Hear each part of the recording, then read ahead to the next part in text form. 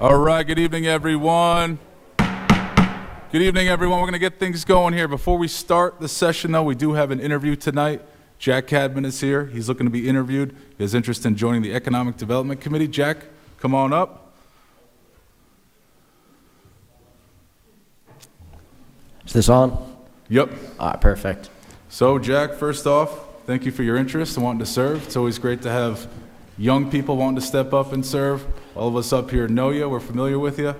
We have read your application, so we know your background. But if you want to tell us a little bit about yourself, anything more that you wish to say, and tell us about your experience going to the meetings, sort of what you see them doing, how they're doing, any challenges they face going forward, and maybe what they do a good job in, and how you think you'll be a good member. So with that said, go ahead, Jack. Of course. My name is Jack Cadman. I've lived in this town my entire life. I plan to continue living in this town as long as I can. I'm a young person. I've sat in a lot of these Economic Development Committee meetings. I know a lot of the people on the committee. They can vouch for me. I think every time I've come, I've offered my opinion. I think I have a unique opinion as a much younger person. I represent a demographic that isn't currently represented on that committee. I think it's important that these views be represented. I mean, this town's economy is consistent of every person in this town, including younger people. They spend a lot of money in this town. Things like the University of Rhode Island, a lot of younger people there. The schools in town, a lot of them after school, they go to these local businesses and things. I know a lot of these people. I think they have opinions on how this town can, be economically developed. The committee, I think, does a good job at what it currently does. Every meeting I've sat in on, they discuss important issues. Especially housing. I think that's a very important issue for the economy. They say you can't have an economy if you don't have people living here to spend money. But I think they're currently doing a good job. I make it clear that all I want to do, this vacancy's been open for a long time. I want to make myself useful. I want to especially help a lot of the committees. They're siloed off from each other. They don't have a lot of communication between each other. I made it clear I would like to help work and connect committees with each other. I mean, every committee, they want to work with each other. They all want to help improve the town. The fact is, some people just don't have the time. I mean, every person on this committee is a volunteer. No one's getting paid. A lot of them are very busy with their own lives. I think I have some extra time that I can spend to try and help these committees interact with each other. Communication is a very important thing. It's the basis of humanity and how we exist. If these committees are able to communicate with each other better, we can have much more, we can have a lot more cohesion between these committees and the council, and how we can solve problems that are affecting this town, how we can help improve this town's tax base, how we can help just generally making the town a better place.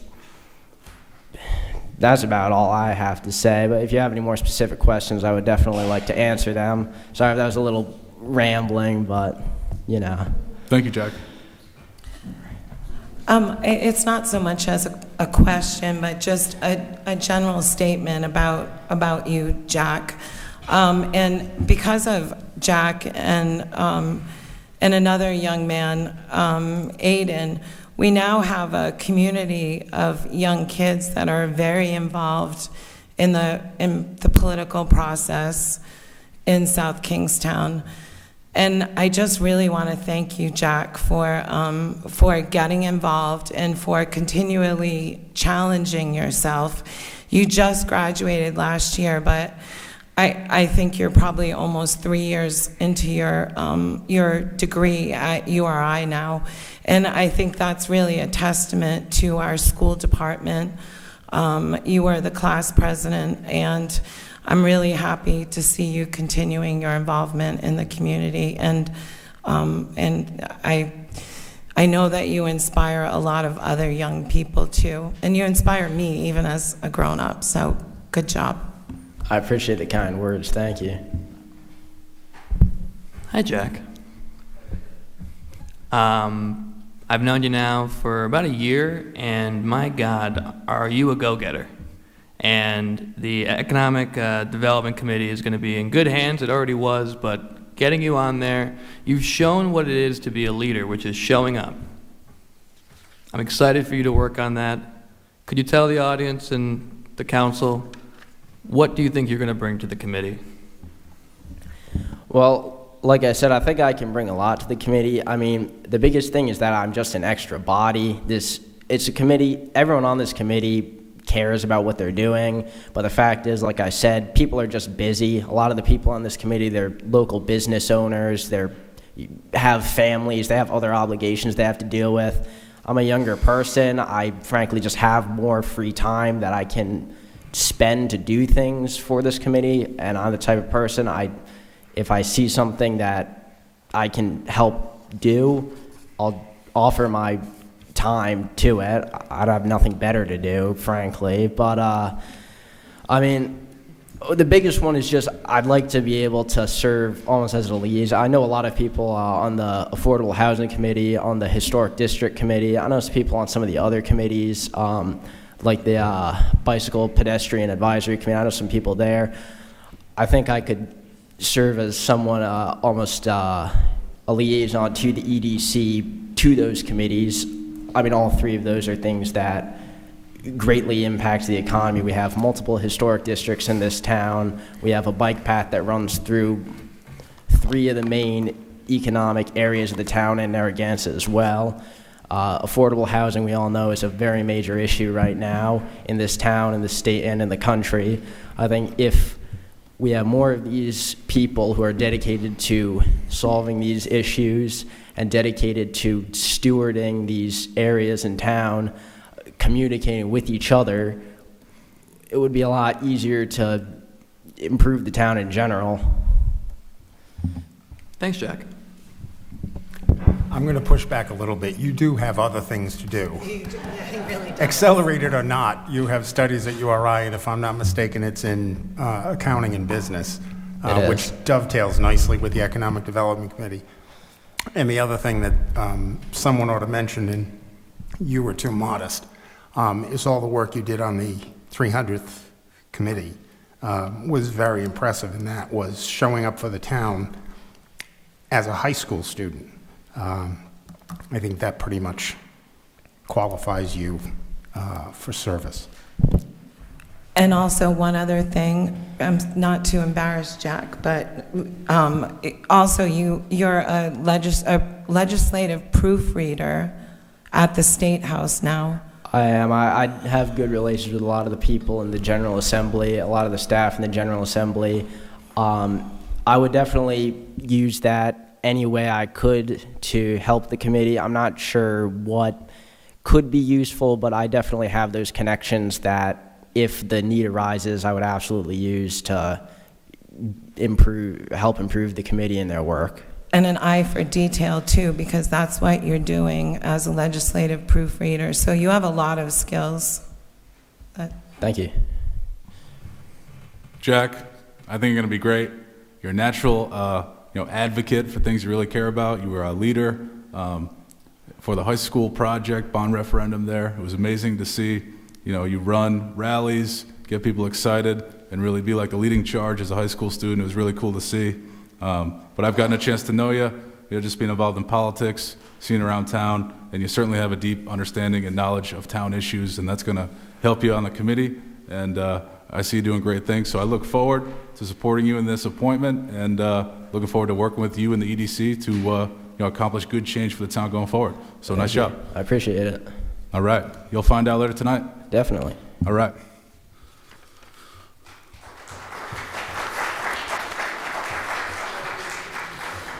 All right, we're now going to get into the regular session here. First order of business, as always, the Pledge of Allegiance to the flag.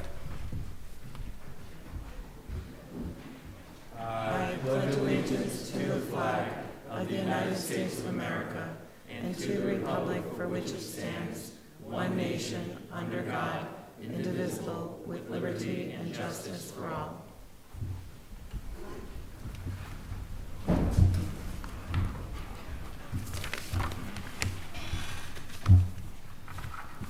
Next on the agenda is the land acknowledgement statement, which I will read.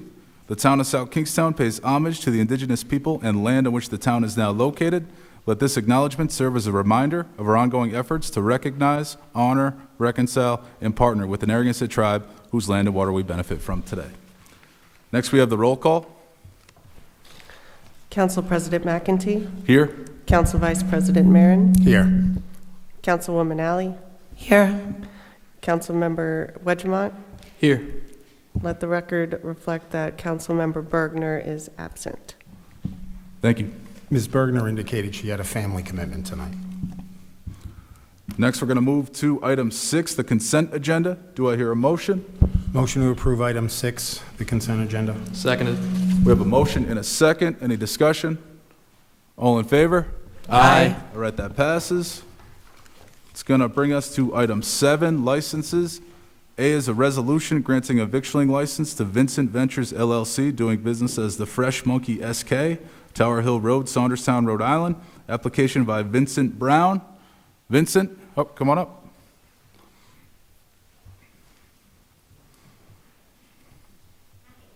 Hi. The button in front of you. On the right, yeah. Yes. I'm Jenna. I'm not Vincent, but I'm here for Vincent.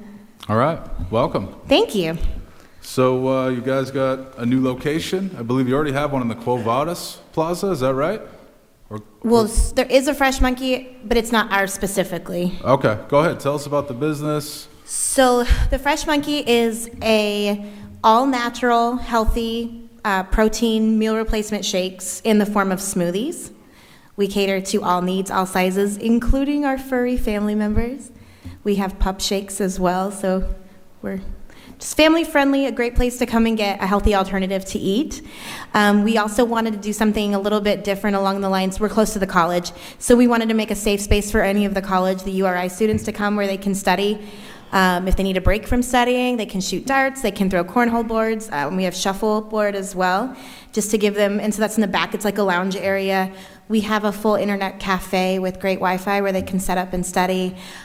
We are near a dance studio, so we wanted to make sure that the moms, if they wanted to come over, can sit and relax. And we wanted to give a healthier alternative for food to the community. All right. And this is in the Holiday Inn Plaza over there? Yes, sir. Nice. Any questions from council members? Is it the same kind of offerings as the location in the Quo Vadis? It is the same franchise. It's the exact same thing. It's the same Okay, I thought franchise, so. just different owner, yeah. Got it. All right. Any questions? Do I hear a motion? Motion to approve item 7A. Second? All right, we have a motion and a second. Any discussion? All in favor? Aye. All right, that passes. Good luck. Thank you so much. All right, it's going to move us to item B, a resolution granting victualling and holiday sales licenses to Mama What's Cookin' LLC, doing business as Mama What's Cookin' on Fortin Road, Kingston. Application by Ihab Kamzadine. Welcome. Hawaii, Ihab Shamsuddin. We're doing Mama's Was Cooking at URI, 114 Road, Kingston. And it's a Middle Eastern restaurant. It's a fast food restaurant. So we'll be doing like something new in the area. Will be a shawarma known as a gyro, shish kebab, all kind of kebab, falafel, making everybody's hungry here. Nice. And Nice. everything is going to be made freshly made in the spot. Even the hamburger will be grounding our own hamburger, our own falafel. So nothing will be buying from like Cisco or any warehouse of food. So everything will be made fresh. For 30 years, I've been enjoying that good food from Mama. And now I'm going to share it with the public. So we own the property over there, so we decided to take that spot and make it and we have one of our kids that goes to URI, so she still need another 4 years until we see what else we're going to do. Excellent. Sounds great. Actually, we were going to be doing the same thing in Newport, but Newport did not give us a permission to do it. We have other business in Newport, and in the same place we were gonna do it, it was be too crowded for like, we do a lot of business over there, so there would be a lot of traffic. So they decided it's like kick us out to Kingston. So Okay. now hopefully Tiverton, we live in Tiverton, so they're gonna kick us over here too because it's gonna be a long drive every day. Hey, better for us, right? Hey, we're looking for a house. All right, any questions? Is that your logo you're wearing? Yeah, Very nice. yeah. Very good. What are your hours looking like? It's gonna be from 11 to 11. 11 to 11? Yeah, for now. Excellent. Well, Yeah. I'm excited to stop. She in. doesn't want me to work past 11. Absolutely not. Yeah. Thank If you. it's up to me, I'll work longer, but she, All right, any other questions? Do I hear a motion? Motion to approve item 7B. Second? All right, we got a motion and a second. Any discussion? All in favor? Aye. All right, that passes. Good luck. thank you. Thank you. All right, that's now going to bring us to public comments. We're going to do a little longer segment than we usually do on this one. Typically, we do a 30-minute segment. We go through new business, and then we come back to public comment. But because we have a larger crowd tonight who may have an interest in various issues, we're going to open it up for sort of unlimited duration until we feel we've got to move to new business and potentially come back. But with that said, we invite anyone in the audience who wishes to speak to come on up. We're going to limit you to 5 minutes. That clock right there will begin counting down once you begin, and we just ask that you introduce yourself. So with that said, first come, first serve. Whoever wants to speak, come on up.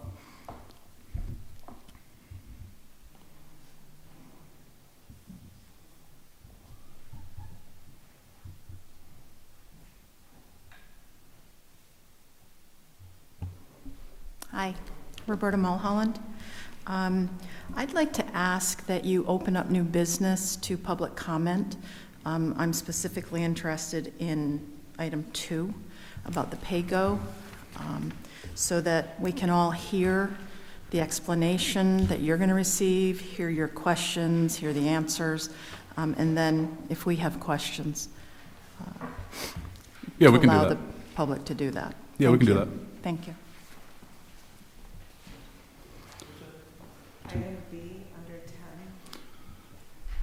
If anyone else in the audience wishes to speak, I invite you to just come on up.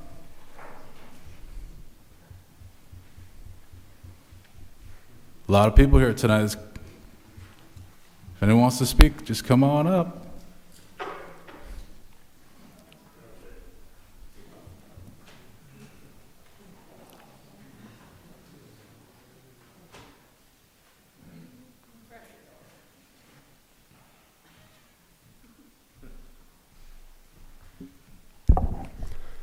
Good evening, it's Doral Beasley. So I think later on you're going to get a little bit of an update on the high school building project. When this process was restarted a couple of years ago,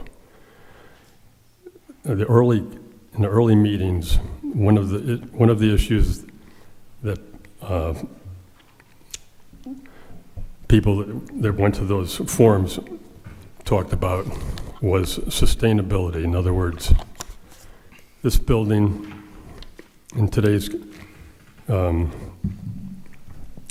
world with climate change and disappearing shorelines, wildfires. I mean, we actually had a wildfire in Rhode Island and Exeter about a year ago.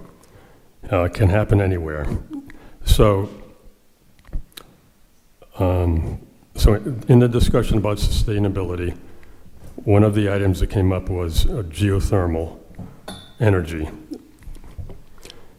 So as the project is today, after discussions of the school building committee, the school will have no renewable energy source providing anything for the school. So the only options were geothermal energy and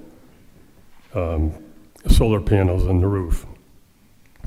So there wasn't enough money for solar panels on the roof. So we don't know if that'll ever happen, but geothermal energy was considered. We had the well drilled, the test well, And it came back and it said,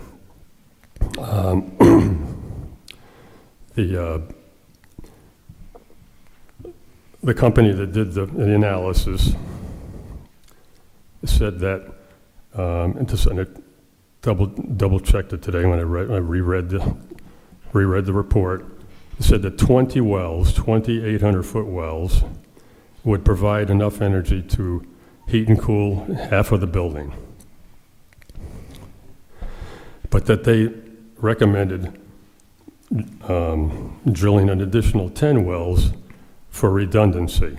Now, the first time we saw this, back in December, they were talking about 40 wells, and it cost about $2.8 million.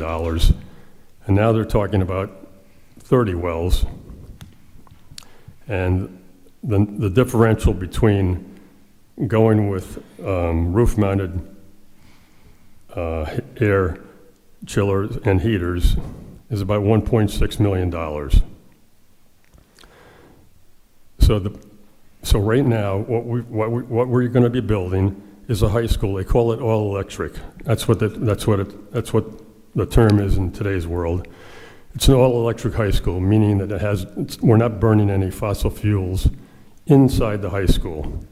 But everything that powers the building, the heating and the cooling, everything is driven by electricity. So what's the problem? Well, the first problem is we're in a part of the United States where the electric costs are the highest in the country of the contiguous 48 states. New England's the highest in the country. Rhode Island's actually number 5, the 5th highest electric rates in the country. So in my mind, having an all-electric high school with no renewable energy as part of your physical plant doesn't make any sense. And secondly, the IRS just changed their regulations and rules on investment tax credits.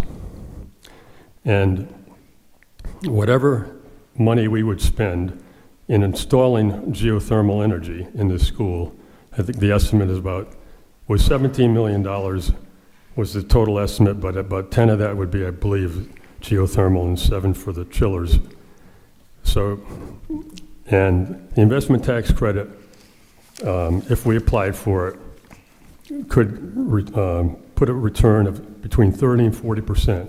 So that's $3 and $4 million that would come back to the community in around 2028.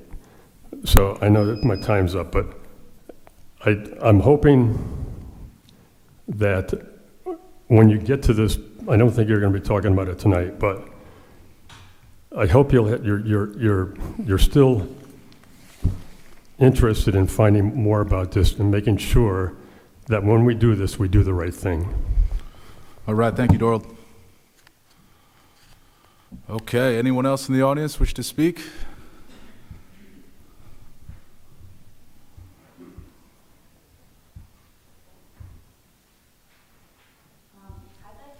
Oh, could you just turn the microphone on? It's the button on the right. Sorry. Yes.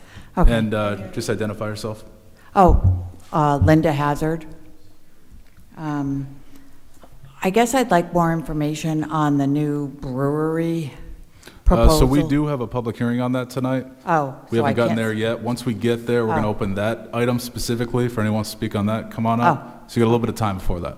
Okay, thank you. All right, anyone else in the audience wish to speak? If you came here and you're interested at an issue or want to speak about an issue that's not listed as a public hearing, now would be the time to come up and speak about it. So with that said, if anyone in the audience wishes to speak on anything, come on up. All right, so we're going to move on. Our next item, we're going to public hearings. A is a public hearing continued from November 26, 2024 to consider revised proposed amendments to the town zoning ordinance, Article 1, Establishment of Districts and Official Zoning Maps, Section 101B, Commercial, Article 3, Use Regulations, Section 301, Schedule of Use Regulations Table, Article 503, Accessory Uses, Appendix B, parcel subject to special conditions of previous zoning amendments, Article 12, Definitions, to the Town Code, Chapter 9, Licenses and Miscellaneous Business Regulations, Article 1 in general, Section 9-19, Hours of Operations of certain businesses, and to the town's zoning map, additional commercial neighborhood Matunic zoning district as shown on Exhibit 1 attached here 2. Jamie Rabbit, welcome. Thank you, Council President McEntee. Again, I'm just here this evening to give a brief introduction. The applicant's attorney, Matt Landry, is in attendance, and he will be going through in detail the changes that he is proposing on behalf of his client. We have been dealing with this since the middle of 2024. It went to the planning board as required by state law. The planning board did review it, and working with the applicant suggested a multitude of changes. One of the primary changes we recommended to the initial application is the new definition for a brewery. Present breweries in town were classified under food processing. So if there's an existing brewery in town, it was not permitted under zoning as a brewery.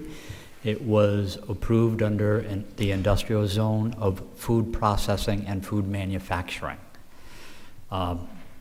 In discussions of terminology, most people would not realize that a brewery is food manufacturing, but that was the only bucket breweries fit in during that permitting realm. So we made recommendations during this process by Tidestorm to help us as a municipality and make a change and call a brewery what a brewery is, and that is a brewery. It is the processing of wheat and barley into a byproduct resulting in beer, but it is perhaps shouldn't be confused with food manufacturing.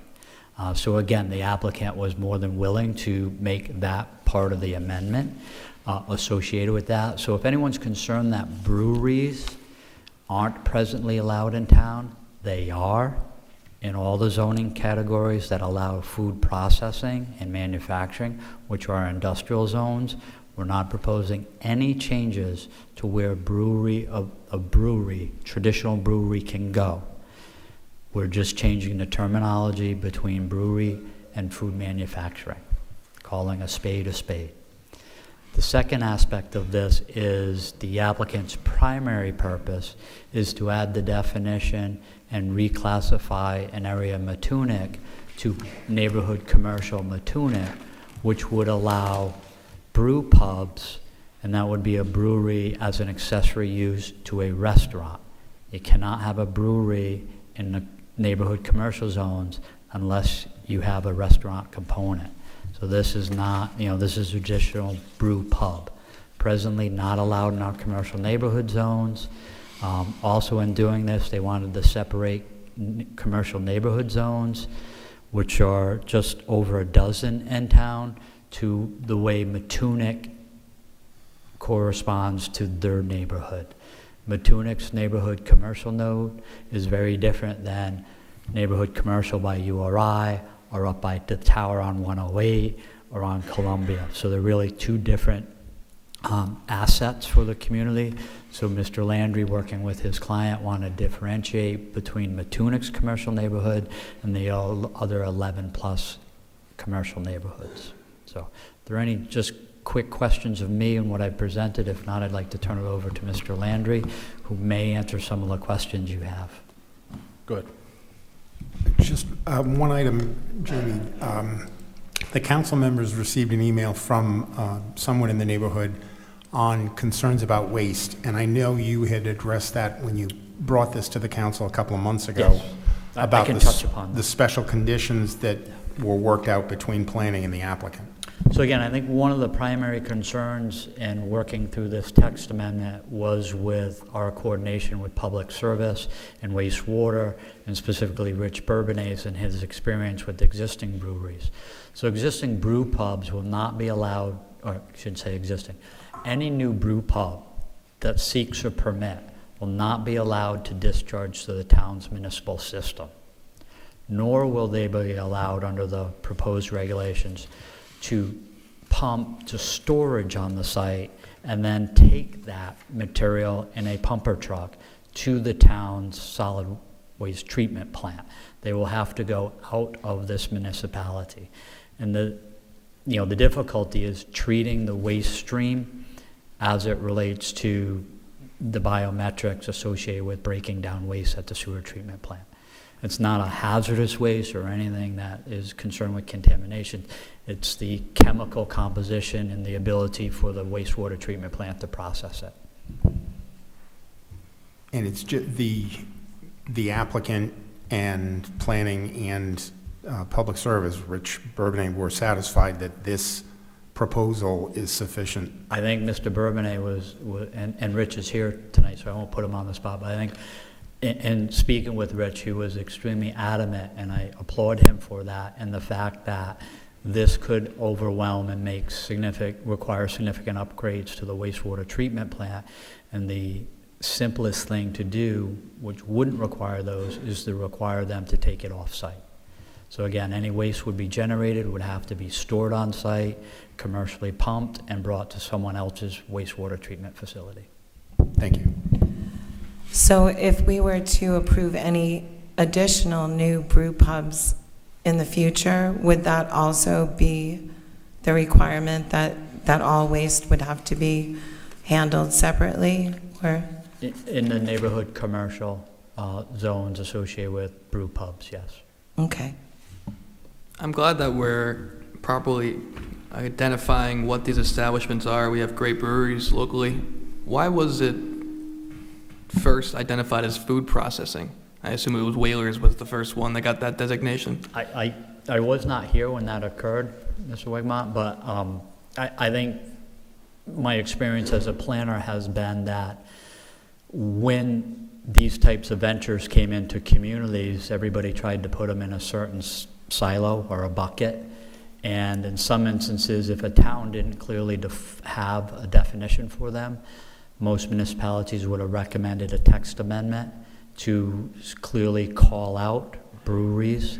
But I think in South Kingstown, since they had the definition of food manufacturing and the way food manufacturing was defined, kind of taking a raw product to a finished product, it didn't clarify whether it was liquid, solid, what type of widget it was. It was just a processing of a food material to an end product, that the then zoning official thought that breweries fit that category.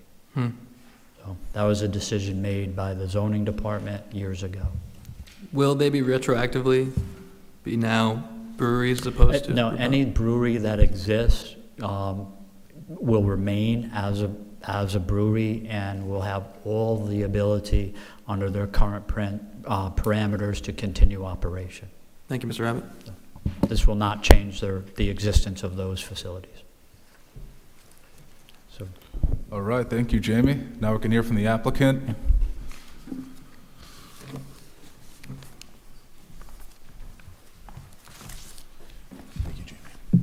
Good evening, Mr. Council President, members of the council, Attorney Matthew Landry on behalf of the applicant and petitioner Tidestorm LLC and Kevin Finnegan. I believe most of the council members are familiar or know Mr. Finnegan personally. He has been an entrepreneur in the Matunic Village area for 40 years, I believe, owns a number of businesses and properties in the area, and certainly the character and integrity of Matunic Village is of utmost importance to my client. As are changes in the economy, changes in business dealings, and offering new opportunities for people that visit town, particularly the Matunic Village. Mr. Rabbit gave you a very good overview of the process that we've gone through to get here, and I think some background and context as to why this first was brought before the town and what my client's overall intent is with this petition and working with the town. It's really born out of a desire to create a product that respects and observes the identity of Matunic Village, to respect the authenticity of what it means to be from Matunic and the village, and representative of that community, that beach community, and that's a very important thing that distinguishes Matunic from any other beach community in Rhode Island. It's a unique place, and to create a product, particularly a brewed product such as beer through a brew pub, he wants to be able to tell his customers that it was born in Matunic Village, that it's from here, it's authentic, this is our identity. I'm sure the branding will represent that. That was a very important element of this, but as Mr. Rabbit indicated, the only place in town that you can do this, or the only way you can do it, is under the use classification of food products manufacturing. And I think that was a catch-all provision that was meant to capture a number of businesses and uses that fall within that. And brew pubs and breweries are more of a modern business activity that's taking place in a number of our communities, and municipalities have had to enact ordinances to catch up with that. So we actually brought this to the town almost 2 years ago and initially petitioned for brew pubs as an accessory use in Matunic Village. And we had initially petitioned for a zone change, the CNM zoning district, which is essentially the same as it is now, this commercial neighborhood district that encompasses Matunic Village, as well as other districts in town, CN districts in town. It's all the same uses, nothing is changing, but we carved out a provision for brew pubs. And the idea was to isolate the use to this locale in town and limit any impacts it might have. Over the course of the last year and a half, we had 8 or 9 public hearings with the planning board, and the ordinance has evolved significantly as a result of those collaborative efforts, which I think is a very good and important thing to do, work with the town in trying to establish regulations that you have to regulate these uses, because right now under food products manufacturing, there are no regulations. There's no definitions. There's nothing really identifying what you can and can't do with brew pubs. It's allowed in the industrial zoning districts, and I think there was actually some carryover to the South County Commons Special Management District for Shepherd's Run. That was something that came up at the time. But it's very important for the town to have clear and precise definitions on what these uses are and how they're regulated. And the result of all the public hearings that we've had over the last year and a half are a very comprehensive list of regulations on the design, the storage, wastewater management, storage of materials, production capacities, odors. All of those things are regulated now in the language that's before the council. And that's also to comply with state regulations that now require specific and objective criteria for special use permits. And on that note, this use really is incidental and accessory to existing restaurant uses. Under state law, you cannot have a brew pub without a restaurant use. So it's really something that's additional to an operation that's already there. Commercial neighborhood districts allow restaurants with alcohol use by special use permit. The property that my client's proposing this for already has that use on the property, so it's not a significant departure from what's already allowed. And for the benefit of the public, I think there's an important distinction between breweries, which is a purely manufacturing use. All that occurs is brewing of beer on a much more industrial scale. That is not going to occur in Matunic Village, and I want to make sure that everyone's aware of that. There's an important distinction between those two uses. And where brew pubs are today in the industrial districts, that's where breweries and that pure manufacturing use will remain. They do not have that place in Matunic. All that's being proposed for this district are brew pubs, which are much smaller in scale, limited in scope in both production and design, and are incidental to a restaurant use that is already allowed in the district. Through that planning process, and I'm sorry, I don't mean to go over my time, but during that review with the planning board, it became apparent that this really is not a use that changes the character of anything, brew pubs specifically, because restaurants with alcohol are already allowed in the CN zoning district. So by creating these regulations and this interdepartmental oversight with the planning board, development plan review, and ensures control for the long term over any new brew pub facilities. And to the extent that there are CN zoning districts in sensitive areas, such as around URI, where the town may not want these uses, Mr. Rabbit, I believe in his memo to the council, highlights that a number of those districts around URI already prohibit alcohol uses through ordinance. So this would not have an impact on those, and that wouldn't change that. So again, we're trying to create use codes that already exist in town and create oversight and control to address wastewater treatment and sewer concerns and all of those things. There's a wastewater management plan that's required as part of this. My client will have to present a storage and management plan, how this material is going to be pumped off site, go through the development plan review process before anything gets constructed. So this is only the first step in the process, and I believe the regulations that we've put into place in collaboration with the town ensure the protections that the town certainly is concerned of. And there will certainly be a number of public hearings following, if it's the council's intent to approve the ordinance. There's many more steps that any applicant would have to go through and satisfy those standards and any conditions that the town would impose, including licensing standards.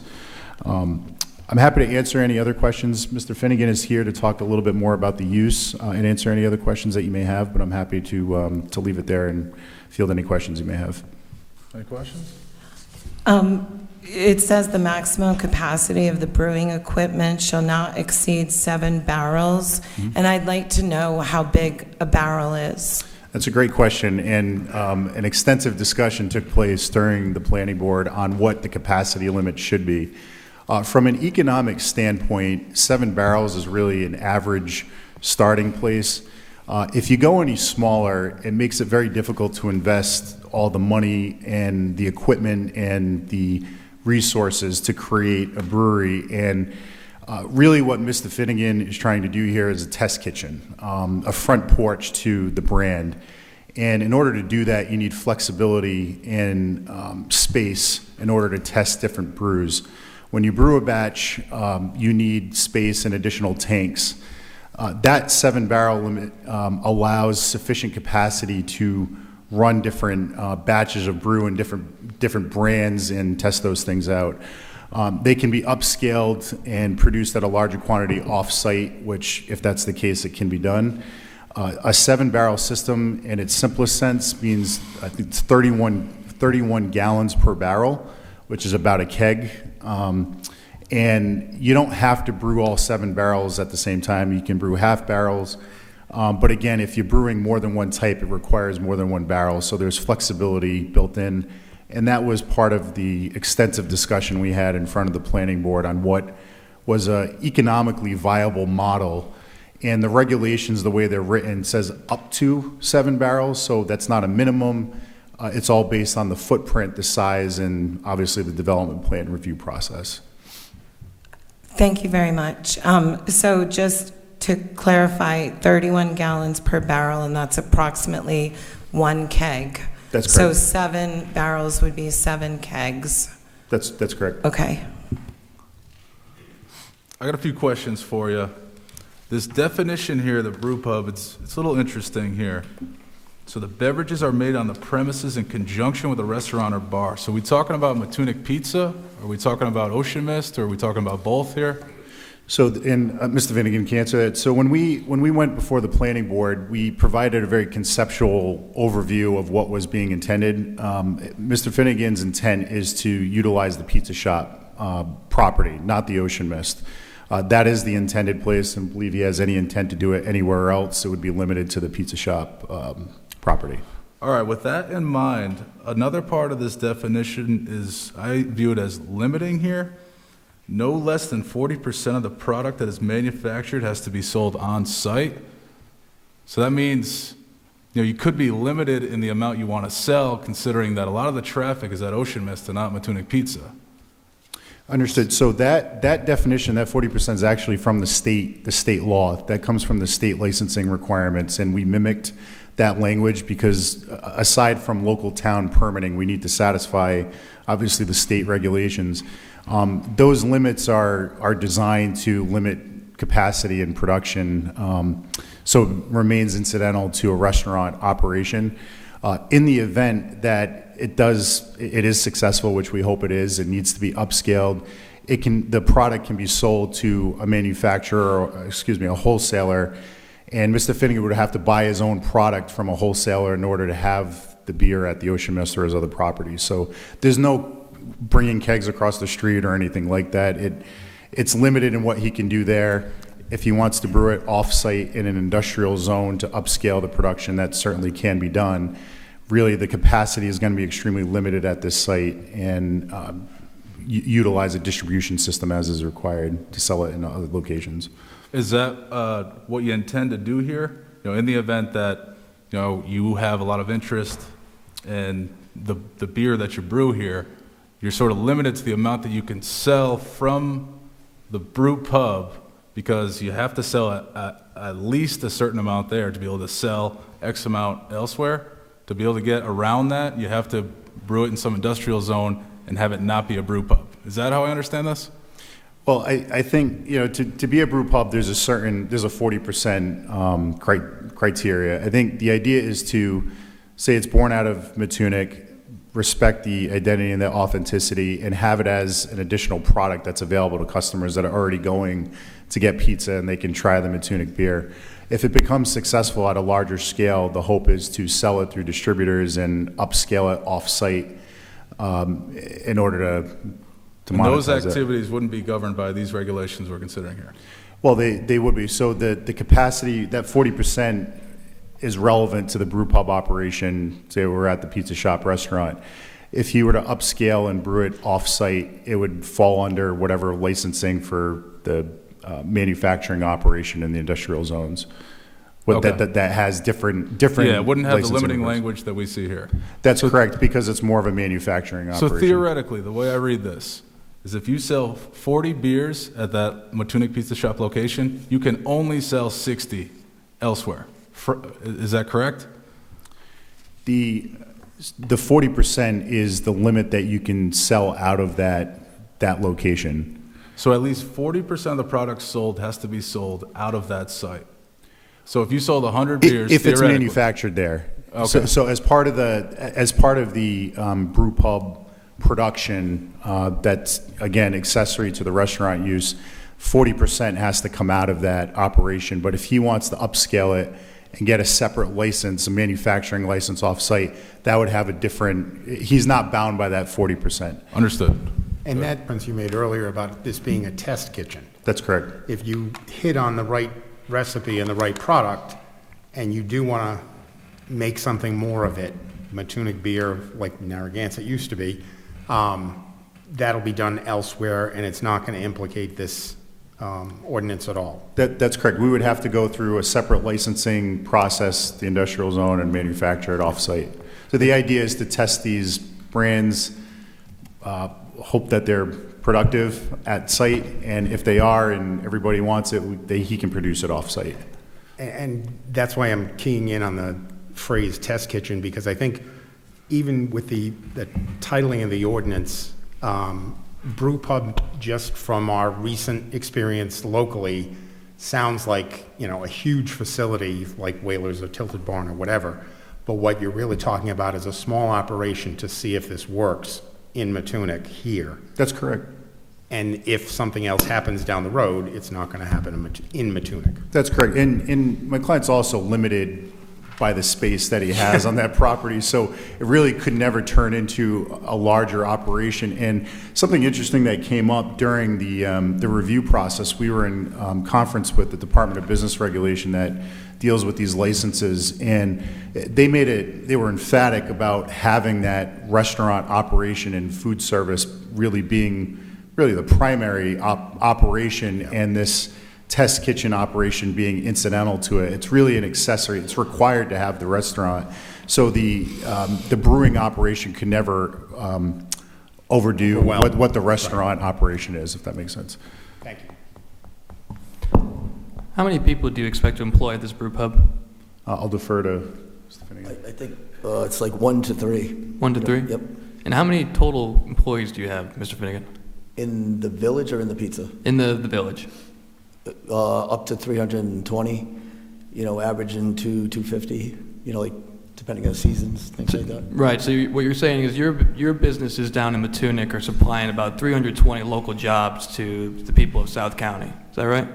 Oh, yeah, like legit career, paid vacations, healthcare, health insurance, all the, employees have, it's not just working at a bar type of thing. Right. It's been that way for many years, Mhm. That's why we're still, the same employees, I think, retention rates in the 90s, which is very odd for a bar. Well, this seems to me like a no-brainer because protecting Matunic is, as I know, in your wheelhouse, and making sure that a village like Matunic stays protected has been your MO since I've known you. So I think that this is a good hearing to have because you're going to be successful. Thank you. I know that.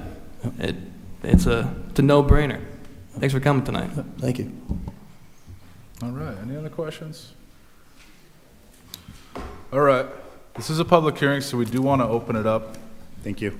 Thank you guys for the information. This gives us a lot better understanding of what we're looking at here. So anyone in the audience, this is a public hearing. If anyone wishes to speak on this item specifically, I invite you to come on up. We just ask that you introduce yourselves, and we're going to limit you to 5 minutes.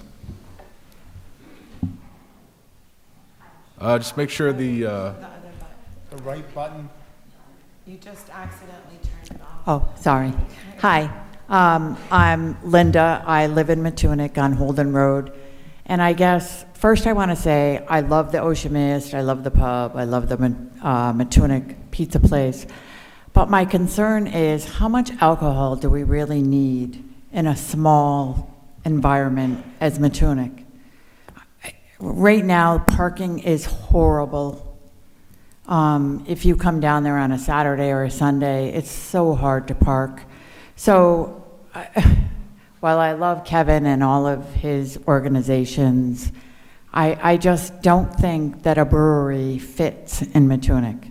I think it belongs in a much bigger neighborhood, maybe like Wakefield, Narragansett. But I really do have concerns, and I have concerns that if this takes off, that he's just going to want to make it bigger. So that's my concern. Thank you. Thank you.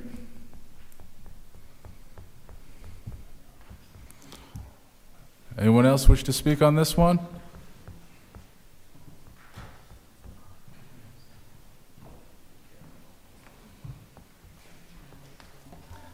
Jim O'Neill, Wakefield and Matunic.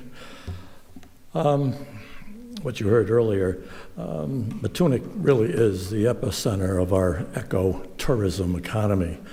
And when you think of Matunic, you think of Kevin Finnegan. And what he's been able to do is really phenomenal with a very tight space, ocean on one side pounding away, and heavy residential behind him on the north side, and it's phenomenal. I do support his effort. I've always supported his effort. I moved back to Matunic because of Kevin, because all of a sudden South Kingstown was a fun place to go to, and realizing the importance of the ecotourism that we're really all about, which too many of us forget all the time. But he's careful, and his businesses are careful how they operate. He's got an incredible record here. I know when I was on the council from 2000 on, what a terrific record over those years with his businesses. So I certainly hope you will approve this application. Thank you, Jim.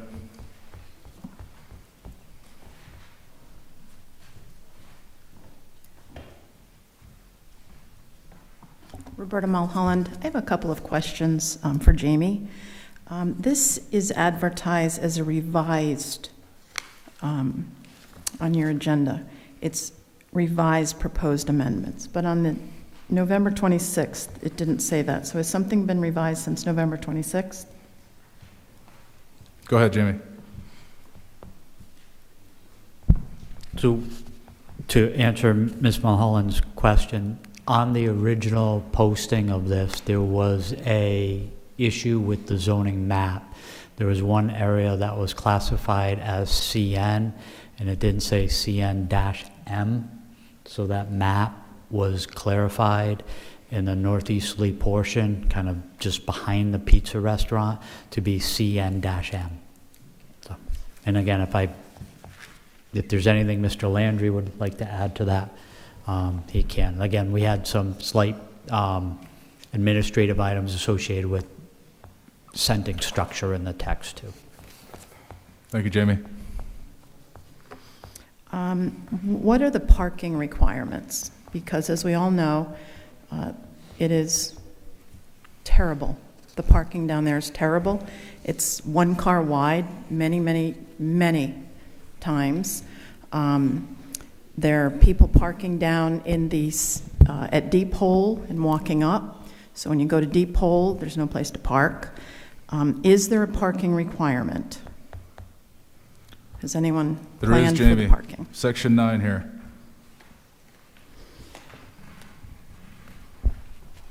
So again, to address the question, parking is controlled by the land use regulations. As Mr. Landry articulated earlier, this is a map change and a text change. It is not a permit for Mr. Finnegan to do anything.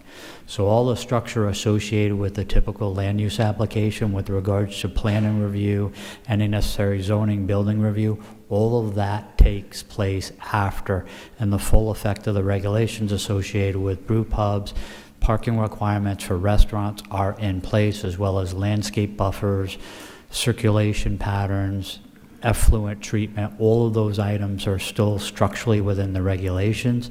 Again, this gives Mr. Finnegan the ability to apply, or anyone else within one of the affected districts to apply. It is not a permit to proceed. Thank you. So do we have any idea, or is this too early to ask? How many, are they going to be limited to the parking on the spot where the pizza place is? Or is that going to be dealt with later? Okay. And the other thing is, I liked the Ocean Mist. Drinking age was 18. When I was 18, it was a very popular place. But I go home from here, and I go down Matunic Beach Road.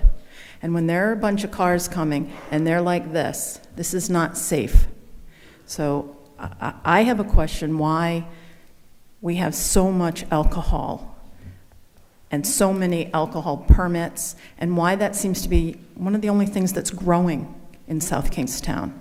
Maybe that's something the EDC can look at, but I'd rather you look at it. I'm not going to say I object to it, but I do wonder how much alcohol in this town is enough, and how are we keeping ourselves and our residents safe?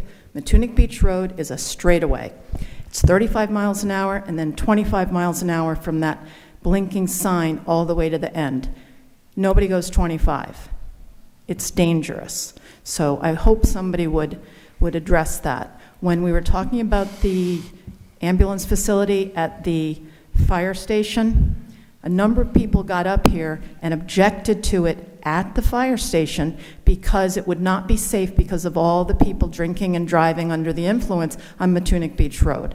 And Rory was on the council then, and they took that to heart and said that was one of the reasons they couldn't have it there. So I really wonder what you're going to do to protect the people that travel that road. Thank you. Thank you.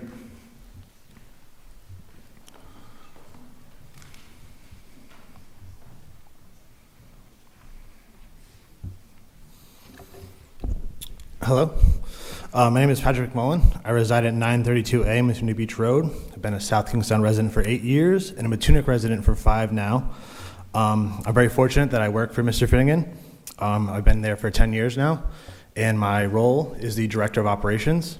So just to quickly summarize, I work closely with the managers of Kevin's various businesses, as well as people in the Matunic Group organization, and I focus on safety, reduction, policies, procedure, and just the overall enhancement of the experiences that's offered to the people who come to visit Kevin's businesses. So I just wanted to mention that I'm very lucky to be mentored by Kevin and his 40 years of experience in the business world.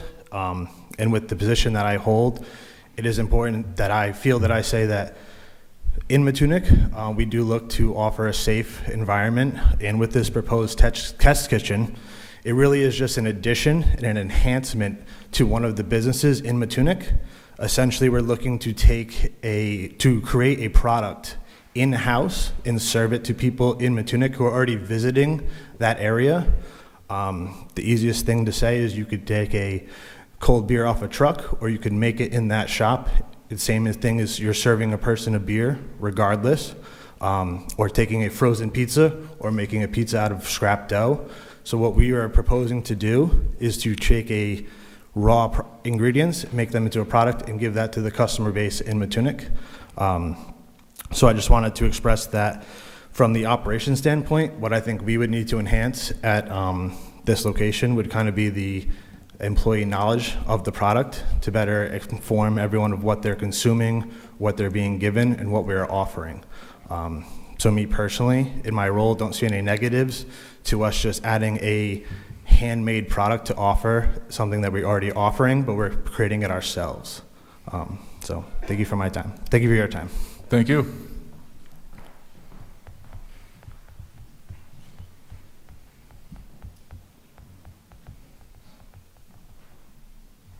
Mr. President, if I could just follow up on one item that came up, the issue of traffic and parking obviously is of utmost importance, particularly to my client because the number of employees and patrons that he has. If you would like, we did have PAR Engineering get involved in reviewing, doing a parking study for us, and we're working in collaboration with him and the town to address a lot of those ongoing issues. We had him prepare a report specifically for the brew pub use that we're contemplating for the pizza shop restaurant. It was completed in March of 2024. It was submitted to the planning board. I do have copies, but his statement concludes that there will be a de minimis impact to traffic in the area because of the parking regulations that are being proposed as part of this amendment. We're required to comply with the local use code and the parking regulations as are set forth in even the existing zoning ordinance. This property currently complies with that parking regulation, and we intend to comply following development plan review or planning board review. Again, we took it one step further for satisfaction of the planning board that the proposed use for this area would have a very minimal impact to traffic because it really is an incidental and accessory use. If the council would like a copy of that report, I have it. I'm happy to submit it, but I just wanted to note that for the record. Great, and we'll definitely take a copy. Thank you. One thing that I would like to follow up with was there was a discussion about alcohol and safety on Matunic Schoolhouse Road, and of course we all know it's a straight road and it's easy to go fast on it. So earlier in the last session of the council, we had an applicant, Sons of Liberty, that was hosting a large event, like a whiskey tasting sort of thing. And so I spoke with them, and they agreed to provide like Uber rides for anybody that had too much to drink. So going forward, as we think about these businesses that we're supporting and allowing to make beer or whatever, I'm just wondering if there could be some sort of just an awareness and a willingness on the part of brew pub operators or other folks that do sell liquor to routinely make sure that if their customers need an Uber, they can get one. So most certainly, and I think the safety of the community is very important. I know Mr. Finnegan's no stranger to large scale events in the area with the entertainment, and the Christmas stroll frequently has a trolley and provides services to the community. So that's certainly something that you can speak to that, but certainly would be something that entertain. And it's probably not even something that would come up that often, but just if we just created that sort of a culture in South Kingstown, and Matunic would be a great place to start. a surprise to me after COVID is college kids today, bulk-wise, use Uber pretty well. Are there someone drinking? They're just like the rest of us. That's their responsibility not to drink and drive. Our employees, I think we've got a good record over the years and stuff because I think you're supposed to have one tips trained person per shift. I require every single person in the building to be tips trained and every doorman to be crowd control trained. And as far as parking goes, like this, the pizza shop exists already with a full liquor license. I don't think it's going to add more parking. Matunic is small. Matunic has a parking issue. The Ocean Mist does that draw, but we're working closely with the town manager and the chief of police on hopefully changing that, like little test things like the trolleys on our strolls. That's probably busier than my rock and roll night, so busier than 4th of July, but they all pack at the town, they trolley in, and it's smooth and easy and everybody's walking around fine. Or maybe, little things that people don't think about parking is maybe continuing the sidewalk on Matunic Beach Road in certain spots too, would get people farther up the street rather than walking down the middle of the street, happily walking their dog or whatever, they would have a sidewalk to walk on. But so this is just something I'm working on, but I'm also working on parking, for my neighbors, things like, hopefully not for them, but we all do it together in the next, the coming years, so. Just to clarify for the public, tips training is a certification program that bartenders go through to know when to shut somebody off, essentially. Correct, and I think it's something like one tips trained person per shift. Even food safety, it's one manager per 8-person or 10-person shift. Everyone does it in the kitchen. Everyone does it at the door for crowd control, and even the people in the office take some of these classes. So. Thank you for being such a good business owner. I was at the Ocean Mist for the January 1st, jumping in the water. Yep. And the amount of families I saw down there in a safe environment, that's something that you and your staff create, right?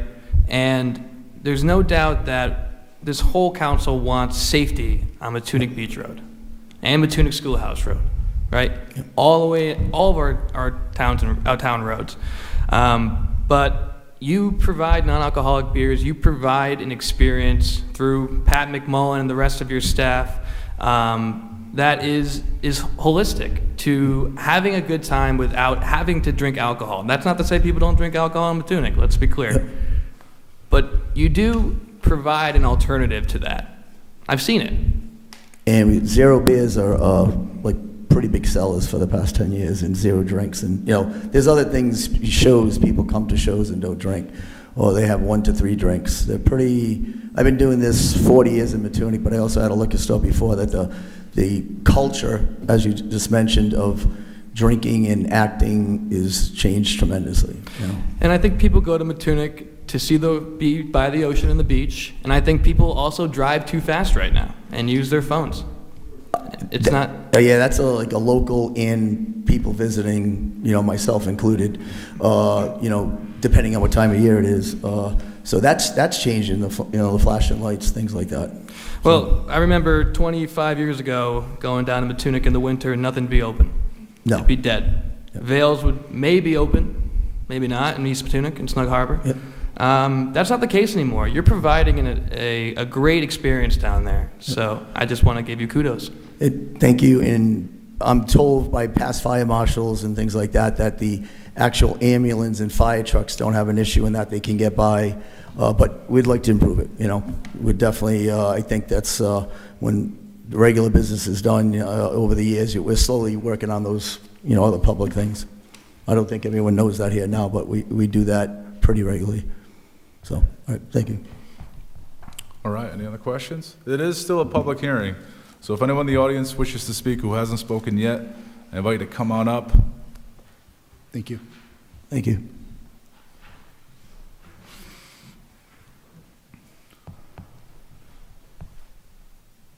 Hi, my name is Sabrina. I live on Matunic Beach Road. Like others, I love the Ocean Mist, the pub, the pizza place. But as far as the parking issue and traffic issue and safety issue, there's a huge issue. I mean, I have pictures on various dates. I'll leave them here with you. Fire apparatus cannot get down the road. Cars can barely get down the road. We have cars parked illegally on the other side of the road, two sides of the road all the time. Police are down there all the time. They can only give out a $25 ticket, so people don't really care. They'll take the ticket.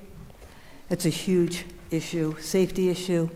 I've driven home many, many boys walking down the road, very crooked, and I feel for them because I know they're looking for their car. I've driven 3 boys home this past summer. Maybe through November through April it's okay. There's not a lot of people, but come May through October, it's horrible. It's horrible. And if any of you are ever down there, even during the week, you'll see it. But again, I do love the business. I just don't think we need more traffic. We don't need more alcohol. You've got a lot of young kids there. That's all. I'll leave these pictures for whoever. Thank you.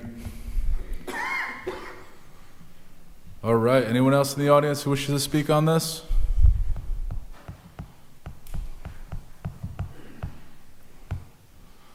All right, I'm going to invite Kevin back up and his attorney. I just want to flesh out a few things here.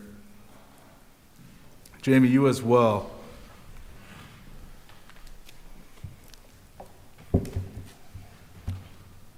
So I just want to flesh out this brew pub definition here. I don't mean to get stuck on this, but I want to get a sense of sort of what went into this definition.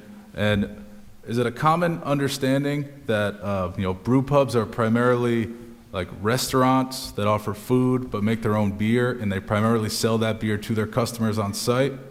That's correct. So this came up. So this is actually direct from the Department of Business Regulation licensing requirements, the statute. So this is how the state defines it, and to ensure consistency with what the regulations were, we wanted to make sure the town mimicked that. I know staff, as well as ourselves, we reviewed other municipalities and the language that was used and how to carve out an appropriate definition. We landed on this because it was most consistent with what state law requires. But it also ensures that the restaurant use remains an integral part of the operation, separate from what a sole brewery operation manufacturing use is. We came across that in conference with DBR. I think I mentioned that when we had originally proposed this as an accessory use and not just as a special use permit or use specially permitted, they raised an issue with that because the restaurant is such an important part of the operation. So that definition incorporates that and ensures that that's how it's run and for licensing purposes. So are we preempted by the state in that we can't even reduce that 40% amount if we wanted to? Because I look at that 40% amount and I look at that as limiting to the amount that you could potentially sell overall. But if we're preempted by the state, then we can't reduce that any further. Are we or are we not here? Well, we're subject to the state. The state controls that. We will need to procure local licensing, probably a Class A license. Well, Mr. Finnegan already has a liquor license here. The 40% requires at least 40% of the product brewed on site to be sold on the premises. So it's really a minimum has to be sold there, not a cap, if that makes sense. Yeah, but the amount you can sell outside of just to customers in the resident is a function of how much you actually sold in the restaurant. That's how I view this here. So if you don't sell a lot of beer in the premises, then you cannot sell a lot of beer outside the premises. And I think, I'm not sure you can usurp what the state regulations are. I get where you're going with that. I think the way around it is if it was a successful or is a successful operation, Mr. Finnegan needs to upscale it outside of the test kitchen in a manufacturing zone where it's allowed. He could procure a manufacturer's license and wouldn't fall under that cap. It's really limited by what's brewed on site because it's a brew pub, but if he wanted to upscale it and potentially, sell more than 40% or whatnot, he could do that off-site at a different location and sell it through the distribution network. And if you guys are fine with that, that's great. And if you plan for that, that's good. I just see that as like another financial barrier to be able to sell more than you could if this limitation wasn't here. So I'm trying to point this out as potentially an area where we could amend to help you out, to make this easier to have more sales and not limit your sales. Sure, I would say you certainly have the authority to amend this ordinance. We would be subject to state regulations no matter what when it comes to licensing. But if that limiting language were to be amended, I think it's within the council's purview to do that. This is a local regulation, but we will ultimately be subjected to whatever the state regulations are at the time we go for licensing. Okay, go ahead. Mike, do you want to weigh in No, on this? I totally agree with Mr. Landry on this point. You should not amend this. You don't want to be in a situation of having a local ordinance that is not in conformance with the state licensing requirements. All right, thank you, Mike. Well, I'm just going to touch on a few things that were set up here already. Kevin, you're a great business owner. You employ a ton of people in town. You bring a lot of people into town to all your businesses, all your restaurants, and you've always been concerned about safety. You've always been concerned about people having a good time, enjoyment. You even have other events outside of just people going to the restaurants. So if there's anyone who could do this particular brew pub and do it in a safe way and a way that is good for the town, it is you. So I feel good about that for sure. Thank you. Go ahead. So the pictures that you submitted to us in the audience, it's probably a Saturday morning, right? I assume? Could be, that's like the word, that's... It's a Saturday morning seems to be the ones that these days are... And that's new to, since COVID. Right, Yep. yeah. And you were working with the town to try to mitigate any of the, ambulances or first Absolutely. responders? We hire a number of police officers any event over 100 people. We constantly work, with that stuff. And I hope people understand is like, I moved down there, since I was a kid, and I've been there, and we're all living down there year round. I'm not saying that's added to, but URI, I think, grew in tenfold. I don't advertise at URI. I appreciate their business, but I don't go after it. And they are a new breed, so I actually like the past 4 years with them. Go back to the Bonneview days or the old Ocean Mist days, the Ticket Madness. So you had some Tuesday nights that were 50-50. Ticket Tuesday. Yeah, Ticket Tuesday. Give them a chance and give us a chance. Give the town manager, the chief of police to hopefully work over these things over the next few years, because we are doing that. They're doing it. I'm doing it. We have, I think on that Saturday, we have 2 to 4 police officers on top of my staff down there, in case there's an ambulance, in case there's something. We keep the front of the Ocean Mist open.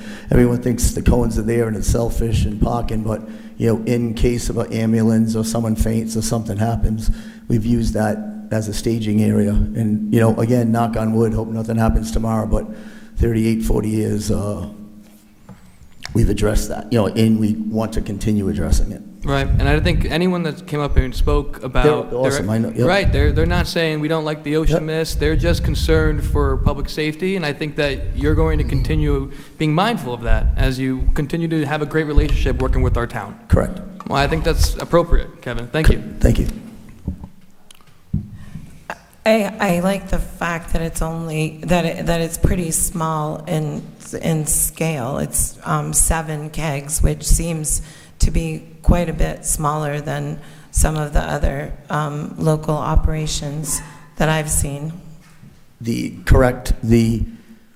to point out, call it whatever you want, a brew pub, a pizza shop, it's a full liquor license since I've owned it, and 5 or 6 years before I owned it. And that has the parking lot. You notice no one's in that parking lot for the Ocean Mist or for the pub. It's for the surf shop and the pizza shop, and it's relatively empty. So of all the things that could, and I'm just adding another product that exists. Take the Heineken down, put the Matunic IPA there. So the draw is minimal, and I think the parking study that, looking into, having 1 to 3 employees, I don't see it as that full-on tilted barn on a Saturday afternoon, coming for that. It's, instead of them drinking Heineken or Jack Daniels, they're going to be hopefully drinking Matunic IPA. Is it just going to be IPA? No. It could be. I don't drink IPA, so it's not going to be. Yeah, please, neither do I. My neighbors, I want them to understand I'm not creating another alcohol-induced place, so however it was put in, that type of thing, that's your business. But it's already been an established liquor license, selling tequila, whiskey, beer, and I don't think there's, well, I think there was an incident at the surf shop once. There's been no incident at the, or somebody was robbing something. No incident at the liquor establishment there. When can we expect this to be, the first keg to be tapped? If all the... That's going back to the, planning and Jamie and working, I don't have that answer. 3 months, 3 years is my favorite saying. Well, let us know about the ribbon cutting for the event. Thank you. Thank you. All right, we're still in the public hearing, so if anyone wishes to speak who hasn't had a chance yet, come on up.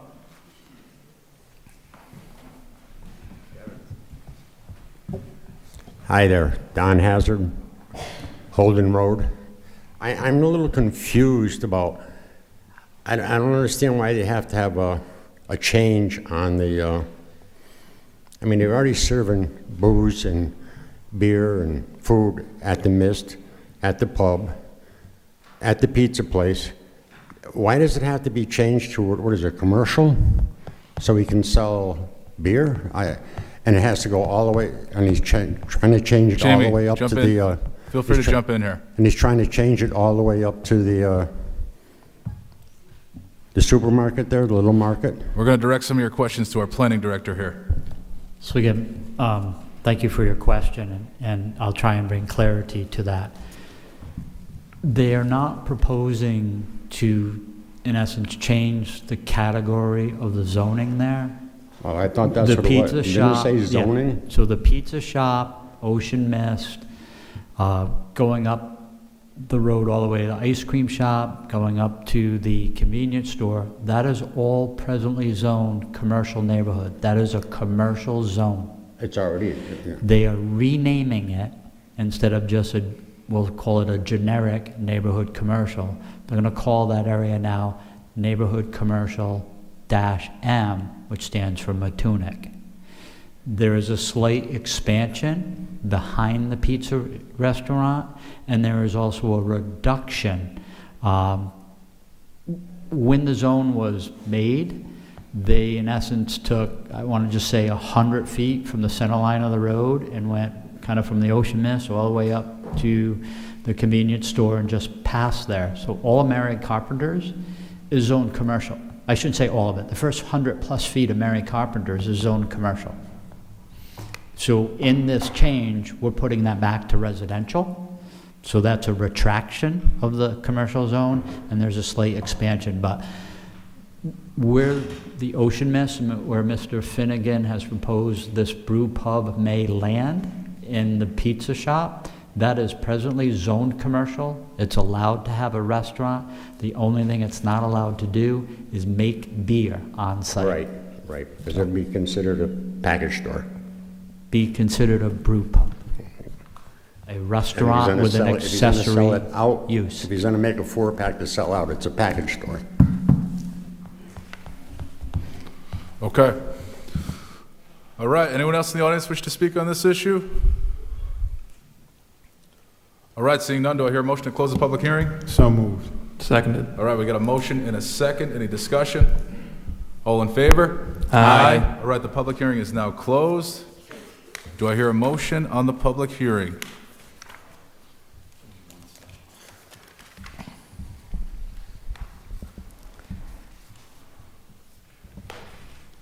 Motion to file 9A.